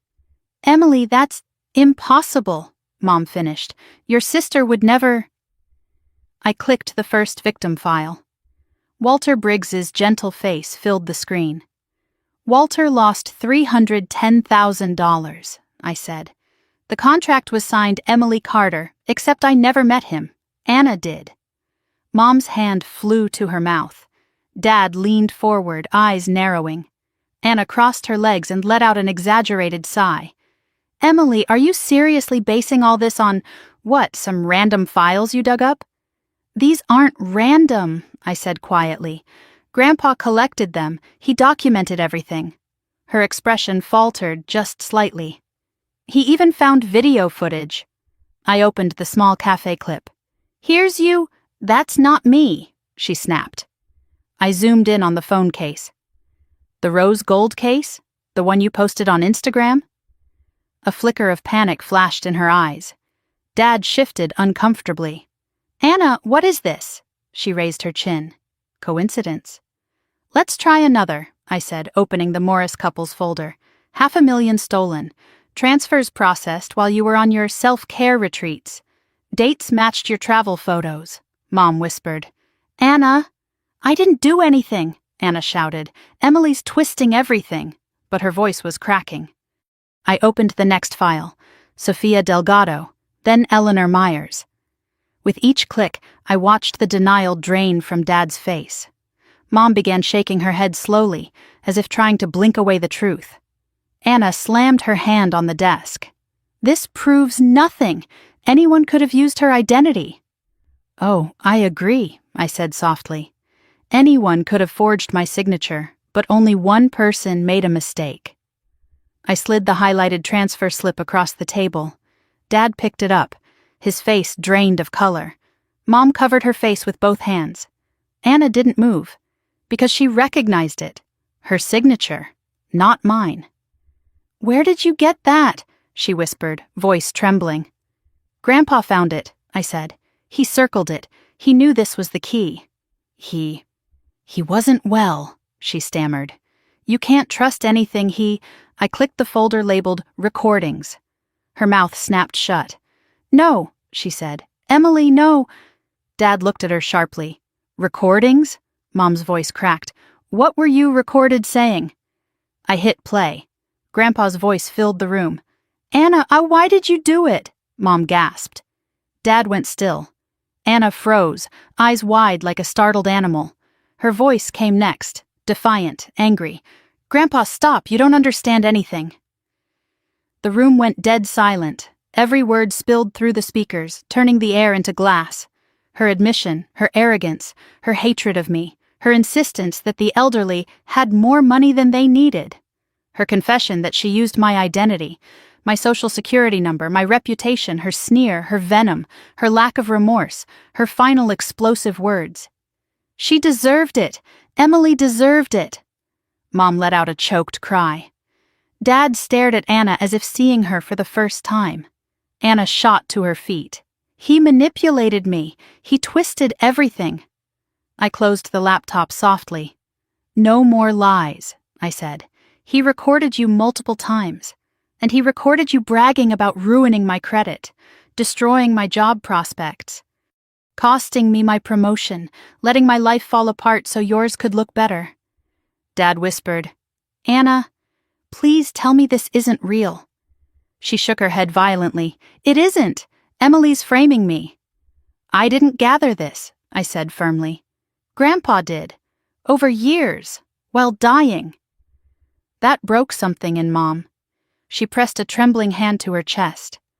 "Why would you do this?" she whispered to Anna. "To your sister? To those poor people?" Anna's face twisted with desperation. "Because I never mattered to any of you. You always loved her more." Dad shot to his feet. "That is not true." "Yes, it is," she screamed. "You gave her everything. You praised her. You bragged about her. And what did I get? Comparison, pressure, nothing was ever enough." Mom sobbed. "Stealing from old people wasn't the solution." "I didn't steal," she shrieked. "I borrowed." $2 million, I shouted back. "You stole $2 million. Her eyes snapped to mine, wide, frantic, unhinged. "You deserved it," she spat. "You always thought you were better than me. Perfect Emily, the responsible one, the sweet one, the soft one." "You framed me," I said, voice low. She stepped closer, trembling with rage. "You were too weak to fight back." She didn't see my phone in my hand, didn't see me type the word. "Now." Didn't hear the quiet vibration confirming its sent. She leaned closer, teeth clenched, voice dropping to a hiss. "And if I had to do it again, I would." The door burst open. 2 FBI agents stepped inside. Anna froze. Mom screamed. Dad stumbled backward. The agents spoke in calm, authoritative voices. "Anna Carter, you are under arrest for wire fraud, identity theft, and elder exploitation." Anna's face contorted. "No, no, this is wrong. Emily, tell them. But her words dissolved into sobs as the handcuffs clicked around her wrists. She thrashed. They steadied her. "I hate you," she screamed at me. "I hate you. You ruined my life." I didn't move. "You ruined your own," I said quietly. The agents let her out. Her screams echoed down the hallway, twisting, cracking, then fading into the cold evening outside.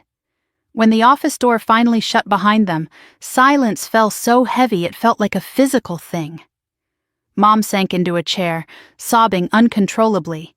Dad stared at the closed door, his face pale, hollow. I stood very still, my hands shaking only slightly, my heart pounding, but steady. The truth had finally broken free. And my grandfather's voice, his strength, his faith, seemed to linger in the air around me. I whispered, "It's done." But I knew it wasn't. Not yet. Justice had begun. But healing, that would take longer. And my family, what was left of it, would never be the same again. The house was silent when I walked inside that night, but the silence didn't feel peaceful. It felt hollow, like someone had scooped out the center of my life and left the shell behind. I dropped my keys on the entry table and stood there for a moment, staring at the framed photo of my grandfather hanging near the staircase. His smile, warm and steady, looked like a lighthouse in a storm I hadn't known was coming. "I did it," I whispered to him. "I did what you asked."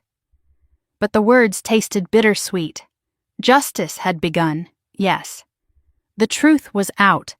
Anna was in custody. The evidence was in the hands of the FBI. Yet I didn't feel triumphant. I didn't feel victorious. I felt cracked open, raw, shaken in a way that went deeper than fear or anger. It went straight into the part of me that had always believed family meant safety.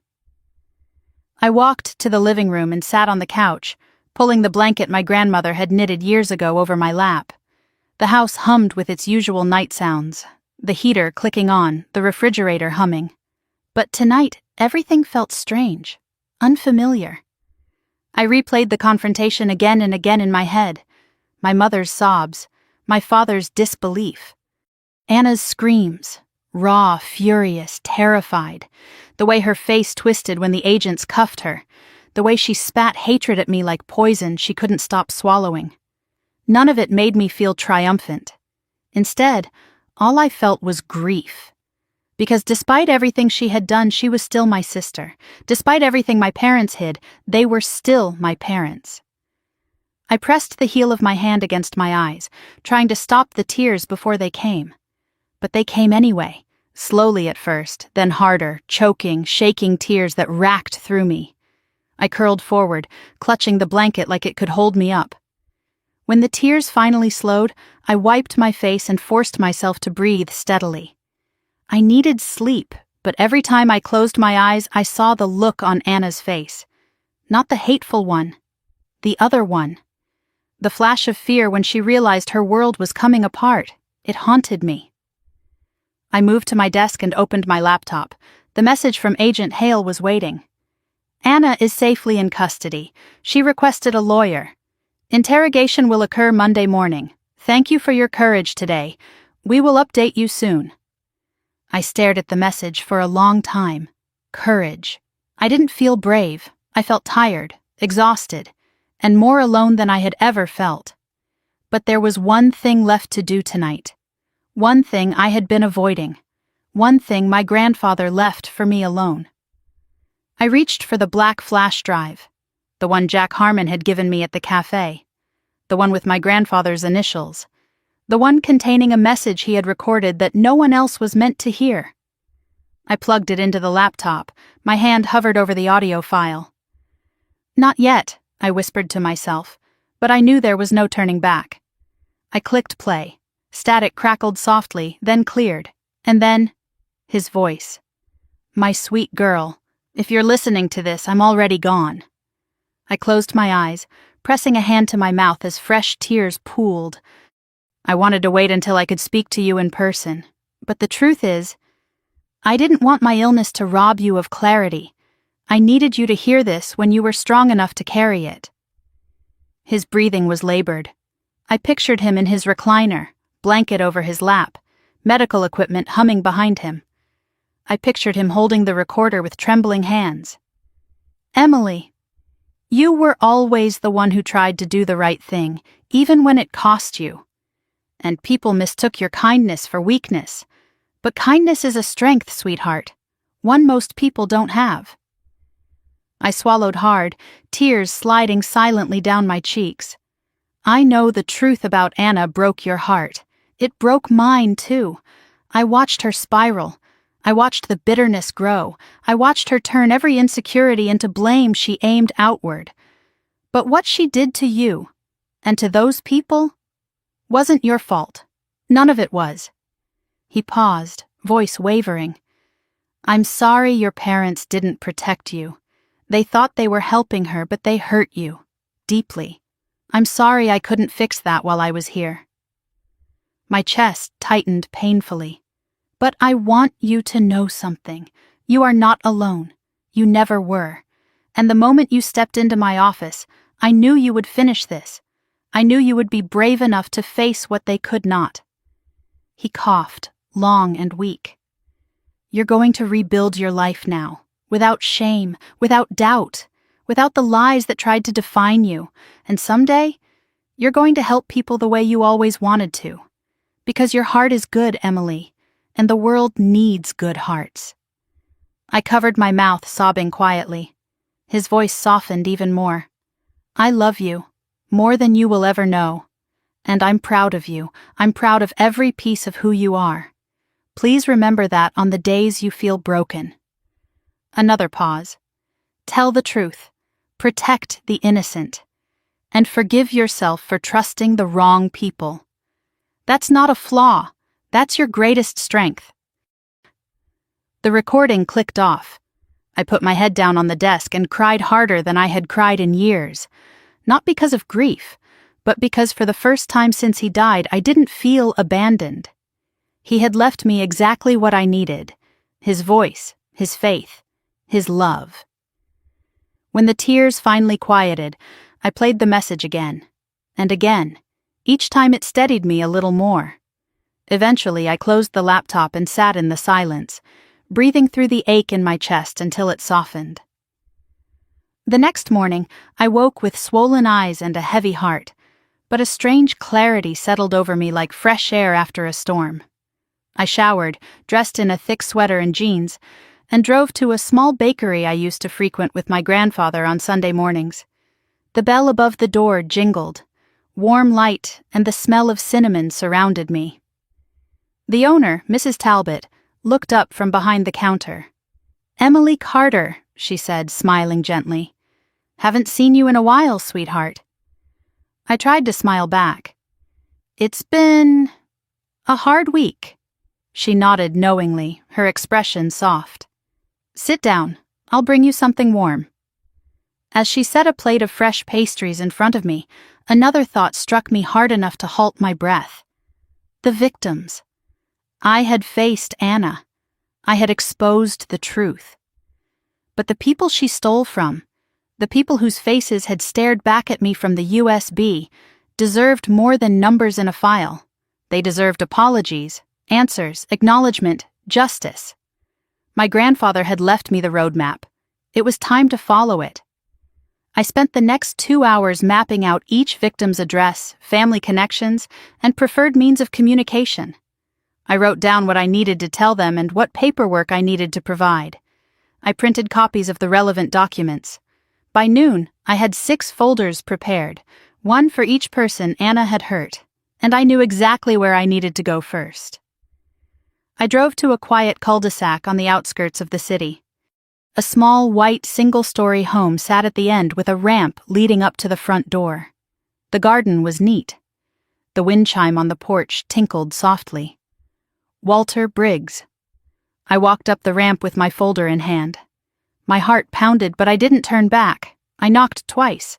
The door cracked open.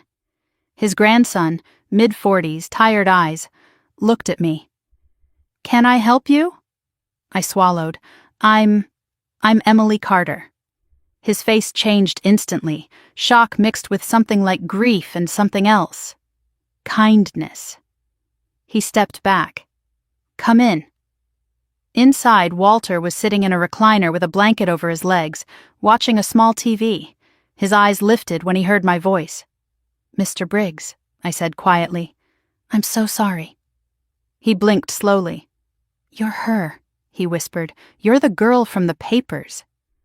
I'm the girl whose identity was stolen, I said, and I'm here to make things right. He nodded, tears shining in his old, gentle eyes. I knew it wasn't you. he said. "Your grandfather told me once you were good. I believed him." My throat tightened, but I managed a soft smile. I sat with him for nearly 2 hours, explaining what had happened, showing every piece of evidence, answering every question. He cried, I cried. And as I left his house, his grandson shook my hand firmly. "Thank you," he said, "for facing what most people would run from." I visited 3 more victims that day. Each visit broke me and healed me at the same time. By the time the sun set, exhaustion had settled deep in my bones, but so had something else. Purpose. That night, I sat at my desk again. I looked at the flash drive, the victims' files, the recording, and my grandfather's handwriting on the envelope. I whispered, "I'll finish this, I promise." Because justice wasn't only about exposing the truth. It was about restoring what could be restored, healing what could be healed, protecting those who had been hurt. That was the legacy my grandfather left me. And I would carry it forward, no matter how long it took. The sentencing hearing took place on a gray Thursday morning, the kind where the clouds pressed low against the city skyline, and everything felt heavier than it should have. I parked in the municipal garage across from the federal courthouse and sat motionless for several minutes, staring at the concrete wall in front of me as my breath fogged the interior of the car. I had told myself I was ready for this day, but the truth was more complicated. You can prepare for justice. You can't fully prepare for witnessing the consequences land on blood. I finally stepped out of the car and crossed the street. The federal building's glass doors reflected my face back at me, tired, pale, older somehow. Trauma has a way of aging a person faster than time. A security guard directed me through the metal detector with a polite nod, and I followed the signs upstairs to courtroom 3. Inside, everything smelled like varnished wood and paper. Rows of benches stretched across the room, half filled with people whispering in low tones. At the front, under the seal of the United States, sat Judge Eleanor Whitcomb, a woman I knew only by reputation. Sharp, seasoned, unflinching, the kind of judge who saw straight through excuses and pretty lies. I noticed Anna's attorney, a man in an expensive gray suit, flipping through notes at the defense table. Anna sat beside him. I hadn't seen her since the night of her arrest. She looked smaller somehow, her posture curled inward, hair pulled back too tightly, the orange jumpsuit a stark contrast against the room's polished wood. She didn't look at me, not once. Her eyes stayed fixed on the table in front of her, lashes fluttering in the fluorescent light. I took a seat in the second row, clutching the folder of impact statements the victims had entrusted me with. One by one, they had asked me to speak for them, and I had promised I would. They deserved a voice in the room where the truth would be carved into law. Agent Marcus Hale entered a few minutes later and gave me a small nod before taking his place near the prosecution's team. He looked steady, prepared. His presence grounded me more than I expected. A bailiff called the court to order. Everyone rose. The judge took her seat, adjusted her glasses, and opened a thick file. "United States v. Anna Carter," she said. "We are here for sentencing." My heart pounded so hard I felt it in my throat. The prosecutor began, detailing the charges: identity theft, wire fraud, elder financial exploitation, falsification of federal documents, interstate financial crimes. His voice was calm, controlled, factual. But then he described the victims: Walter Briggs, Diane Holloway, Henry Loomis, the Morris couple, Sophia Delgado, Eleanor Myers, and something in his tone softened. "These individuals were targeted because of their age," he said, "because they trusted an advisor recommended by someone they believed was honorable, and because the defendant counted on their vulnerability." Anna stared straight ahead, no expression on her face. The prosecutor continued, laying out the timeline my grandfather had built: the forged contracts, the shell companies in Arizona and New Mexico, the fraudulent transfers, the manipulated digital trail. When he referenced the confession recording, a ripple moved through the courtroom. Finally, he stepped back and said, "The government recommends a sentence of 17 to 20 years. The judge nodded once, her pen tapping against the file. Thank you. Defense? Anna's attorney rose. His voice was smooth, practiced. Your Honor, my client acknowledges the gravity of her actions, but she also struggled with lifelong feelings of inadequacy within her family dynamic. The pressure to succeed, to live up to expectations, contributed significantly to the choices she made. She is not a hardened criminal. She exploited seniors, the judge interrupted. Yes, but under emotional duress, she stole $2 million, the judge said.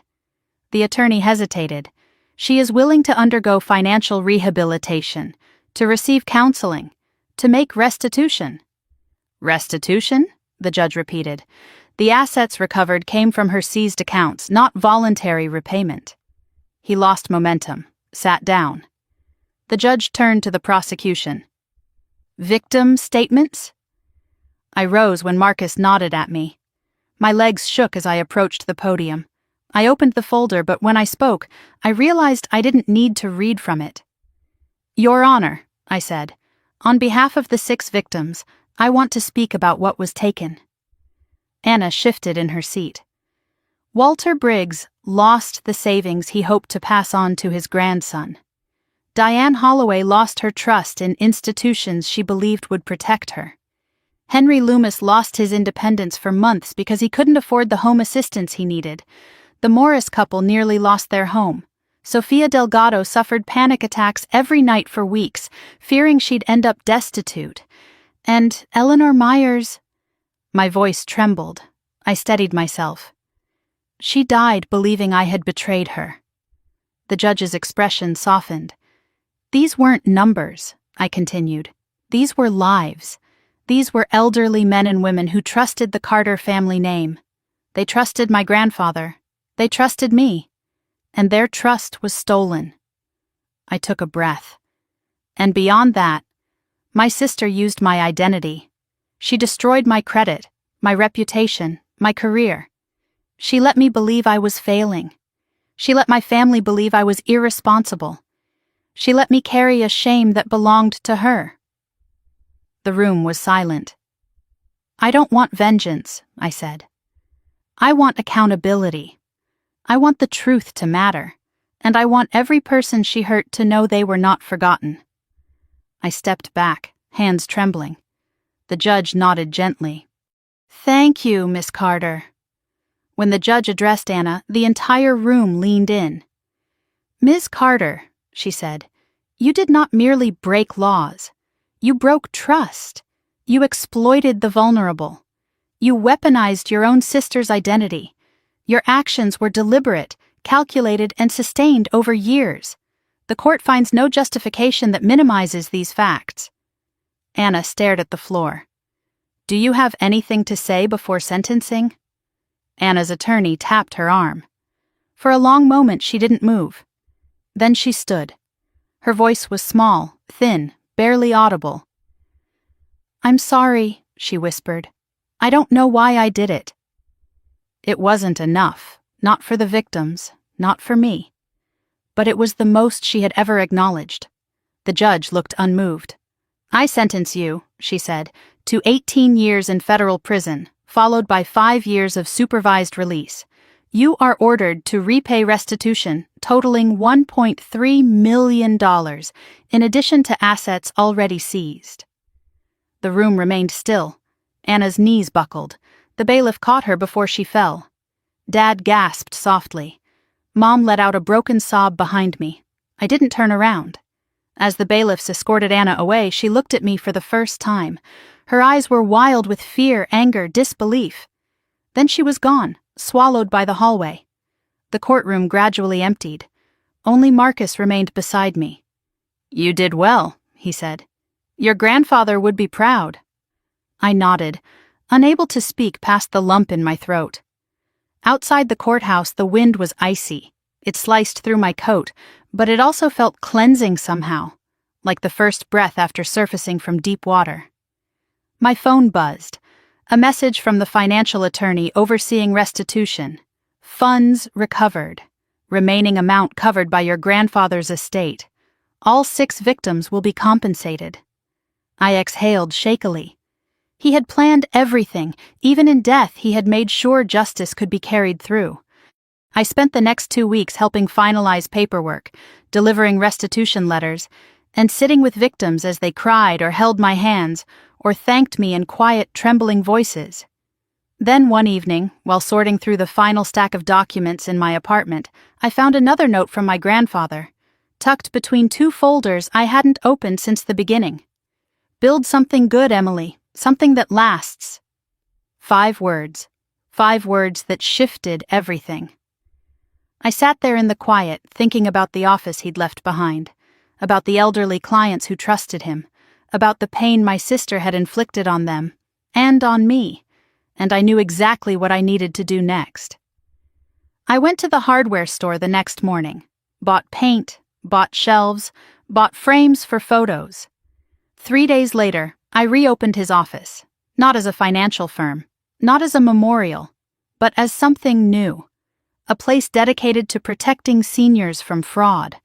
A place dedicated to carrying on his fight. A place built from truth, not lies. On the first day, Walter Briggs and his grandson were the first to walk through the door. Walter hugged me. His grandson shook my hand. "Your grandfather would be proud," he said. And for the first time in months, I felt it. Not just the grief, not just the justice, but the beginning of healing. The beginning of something good. Something that would last. I stood in the doorway of my grandfather's rebuilt office, now the Carter Senior Protection Center, and let the late afternoon light spill across the newly painted walls. The place no longer smelled like neglect and dust. It smelled like warm pine, fresh paint, and something gentler, something like hope beginning to take root. The shelves held informational brochures on avoiding financial scams. The bulletin board displayed upcoming workshops. Framed photos of the 6 victims, smiling, alive, reclaiming their dignity, lined the back wall beside the dedication plaque to my grandfather. What I didn't expect was how quickly the center would become more than just a project. In those weeks after Anna's sentencing, it began to feel like a lifeline. Not only for the seniors who walked through the door looking for guidance, but for me too. Every day I unlocked this space, I felt like I was slowly stitching back the part of myself she had tried to tear apart. I was reorganizing the file cabinet when the bell above the door chimed softly. I straightened. Dad stood in the doorway.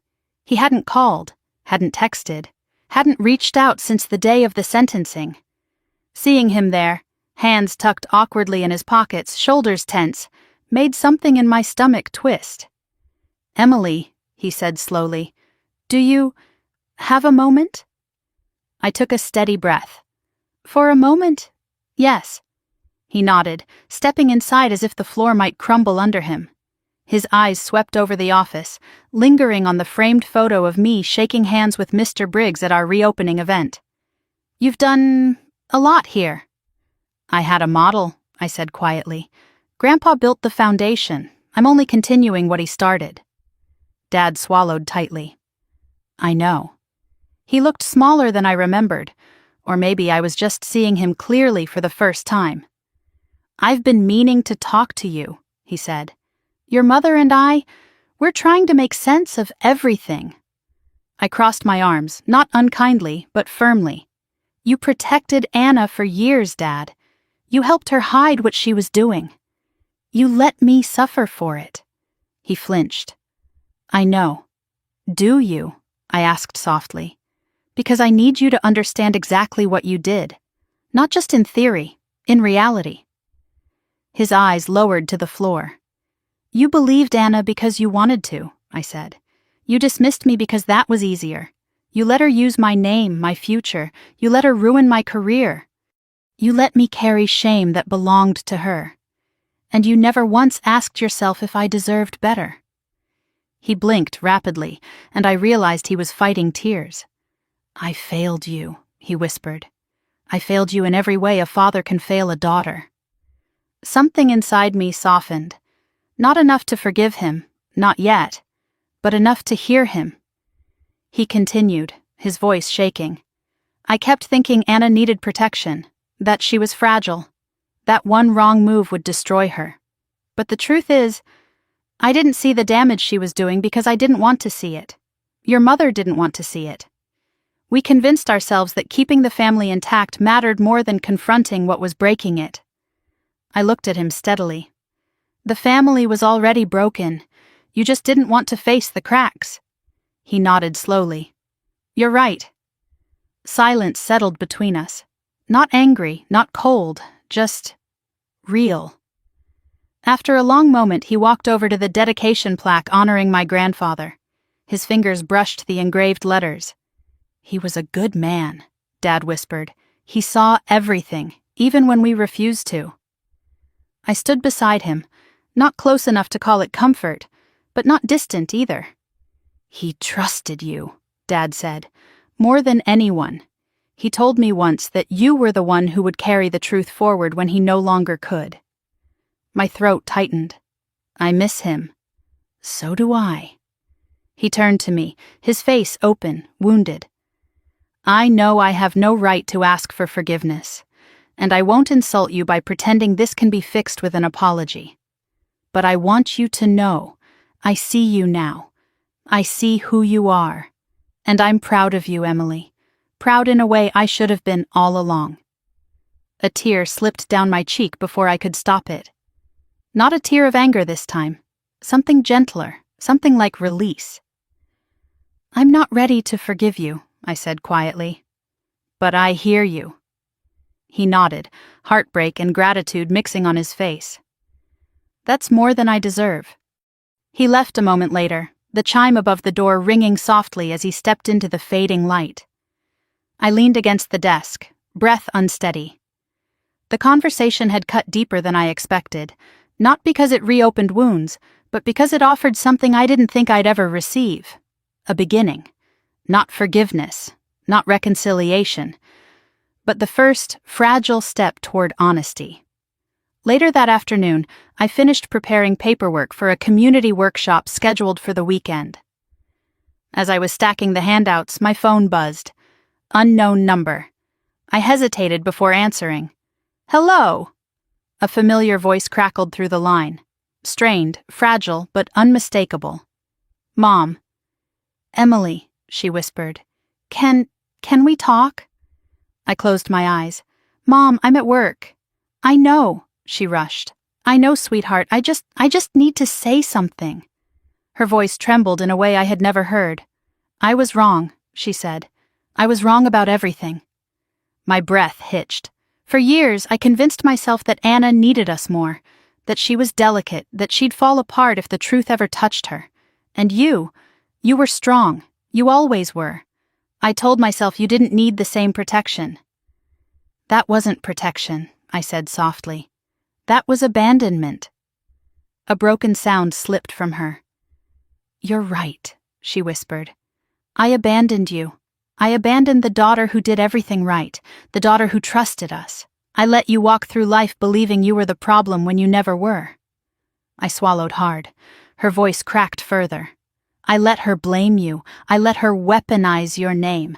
And I was so blindsided by fear of losing her, fear of seeing her flaws, that I became blind to the damage she inflicted. I held the phone tighter.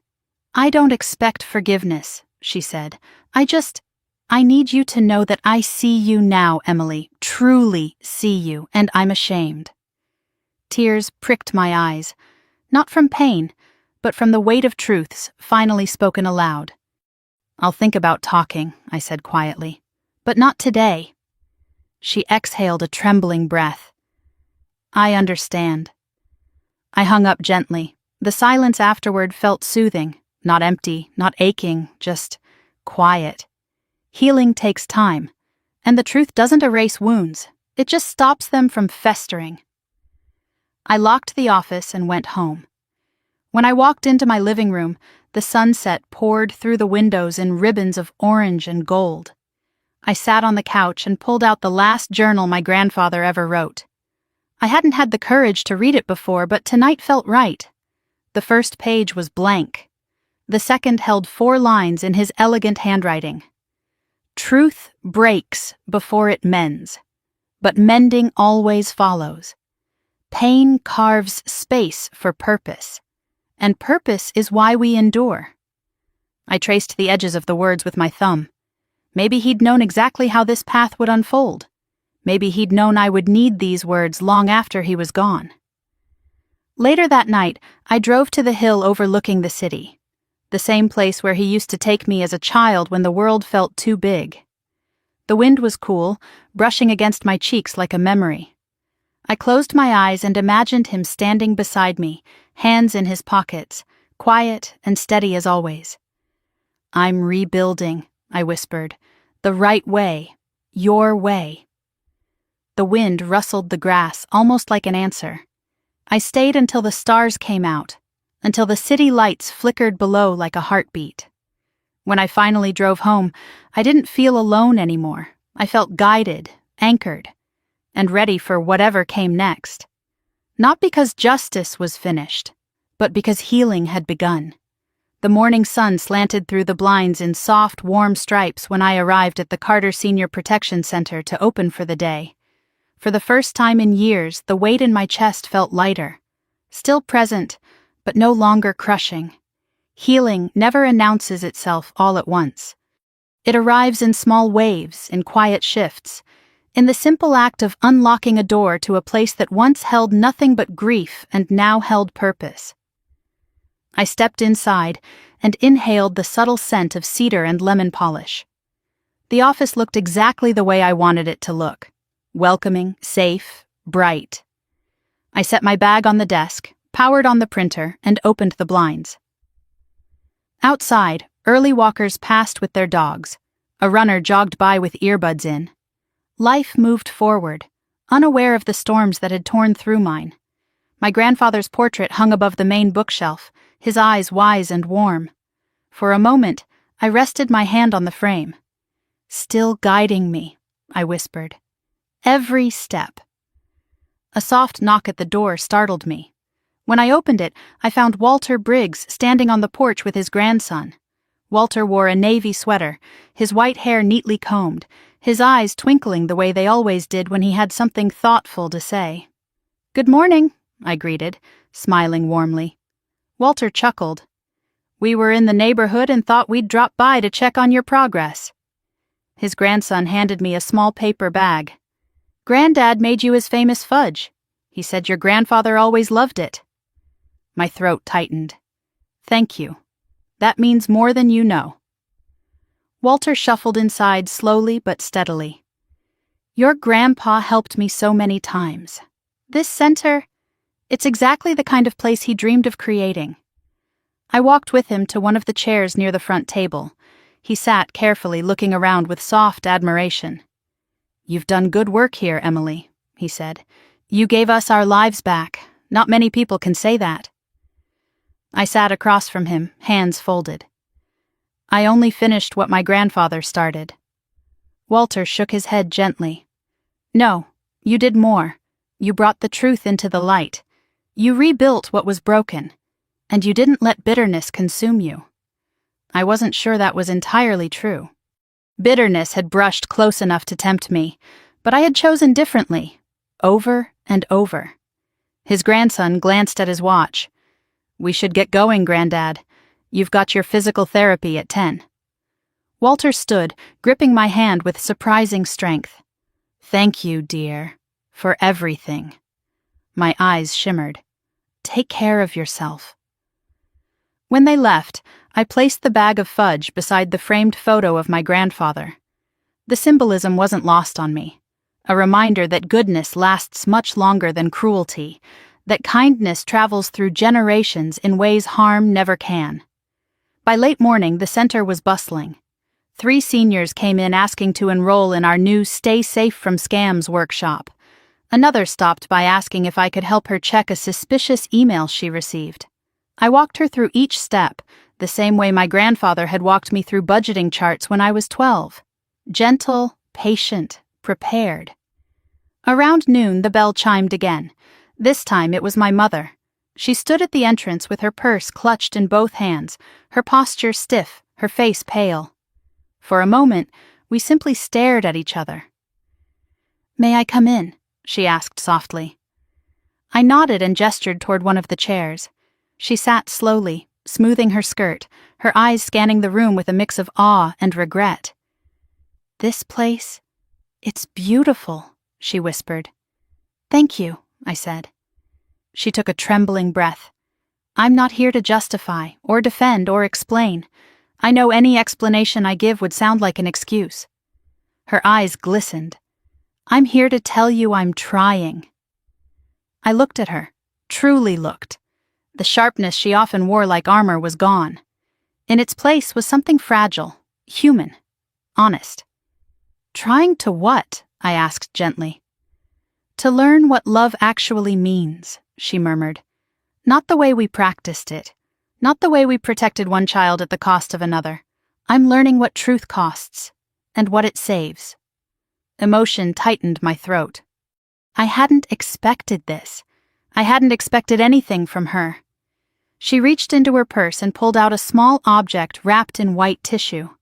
When she placed it in my hands, my breath caught. It was my grandmother's silver locket, the one she always said would be mine someday. "I should have given this to you years ago," Mom whispered, "but I didn't see you. Not really. I'm ashamed of that." I held the locket carefully, its cool metal warming against my skin. "I don't expect forgiveness now," she said. "I only hope, someday, you'll let me earn it." My voice shook. "I can't promise anything yet." "I don't expect you to," she said. "Just don't close the door forever." She stood then, wiping her eyes. Before leaving, she touched my arm. "I'm proud of you," she whispered. "More than you know." When the door closed behind her, I sat for a long moment, the locket resting in my palm. The office felt heavier and lighter at the same time, full of sorrow, full of hope. Later that afternoon, I received a message from Agent Hale confirming that the restitution process was complete and that the victims had officially received their funds. My eyes stung with relief. My grandfather's planning, Anna's seized assets, and the small portion he had left me tied everything together. Justice wasn't just a verdict, it was restoration. By evening, the sun dipped low, spilling orange light across the office. I closed up early and drove to my grandfather's gravesite, a serene spot under a cluster of old cedar trees. The wind rustled softly through the branches. I knelt and placed the silver locket on the ground beside the headstone. "Your fight is finished," I whispered. "You can rest now." The air stirred, gentle and warm despite the cold. "I hope I made you proud." I stayed there until twilight settled blue across the cemetery, then stood, brushing off my knees. As I turned to leave, I glanced back one last time. There are moments in life that mark the end of a chapter. This was one of them. But endings don't always mean closure. Sometimes they mean beginning again. When I returned home, I lit a candle on my kitchen counter and brewed a cup of tea, the same chamomile blend my grandfather used to drink. I sat at the table, opened my journal, and wrote the final line of this chapter of my life. Truth hurt me, but it also freed me. A weight lifted from my chest. Later that night, as I curled under the blanket and listened to the soft hum of my home settling around me, I felt something I hadn't felt in a long time. Peace. Not perfect peace. Just the kind that comes when you know you fought for something that mattered, and that you honored someone who deserved more than silence. Before drifting to sleep, I whispered softly into the darkness, "Thank you, Grandpa. I'll carry this forward." And I knew I would. This story wasn't just about betrayal or justice. It was about rebuilding. It was about choosing truth when lies were easier. It was about reclaiming dignity, reclaiming purpose, reclaiming myself. And maybe, just maybe, someone out there needed to hear it too. If you're still listening, if you've stayed with me to the very end, then let me ask you this. Have you ever faced a truth that changed everything? A truth that hurt but ultimately made you stronger? Tell me in the comments. I read every single one. And if this story touched you, if it reminded you of your own journey or someone you love, don't forget to like the video, subscribe to the channel, and share it so others can find it too. Sometimes the stories we tell are exactly the stories someone else needs. And sometimes the hardest truths are the ones that finally set us free.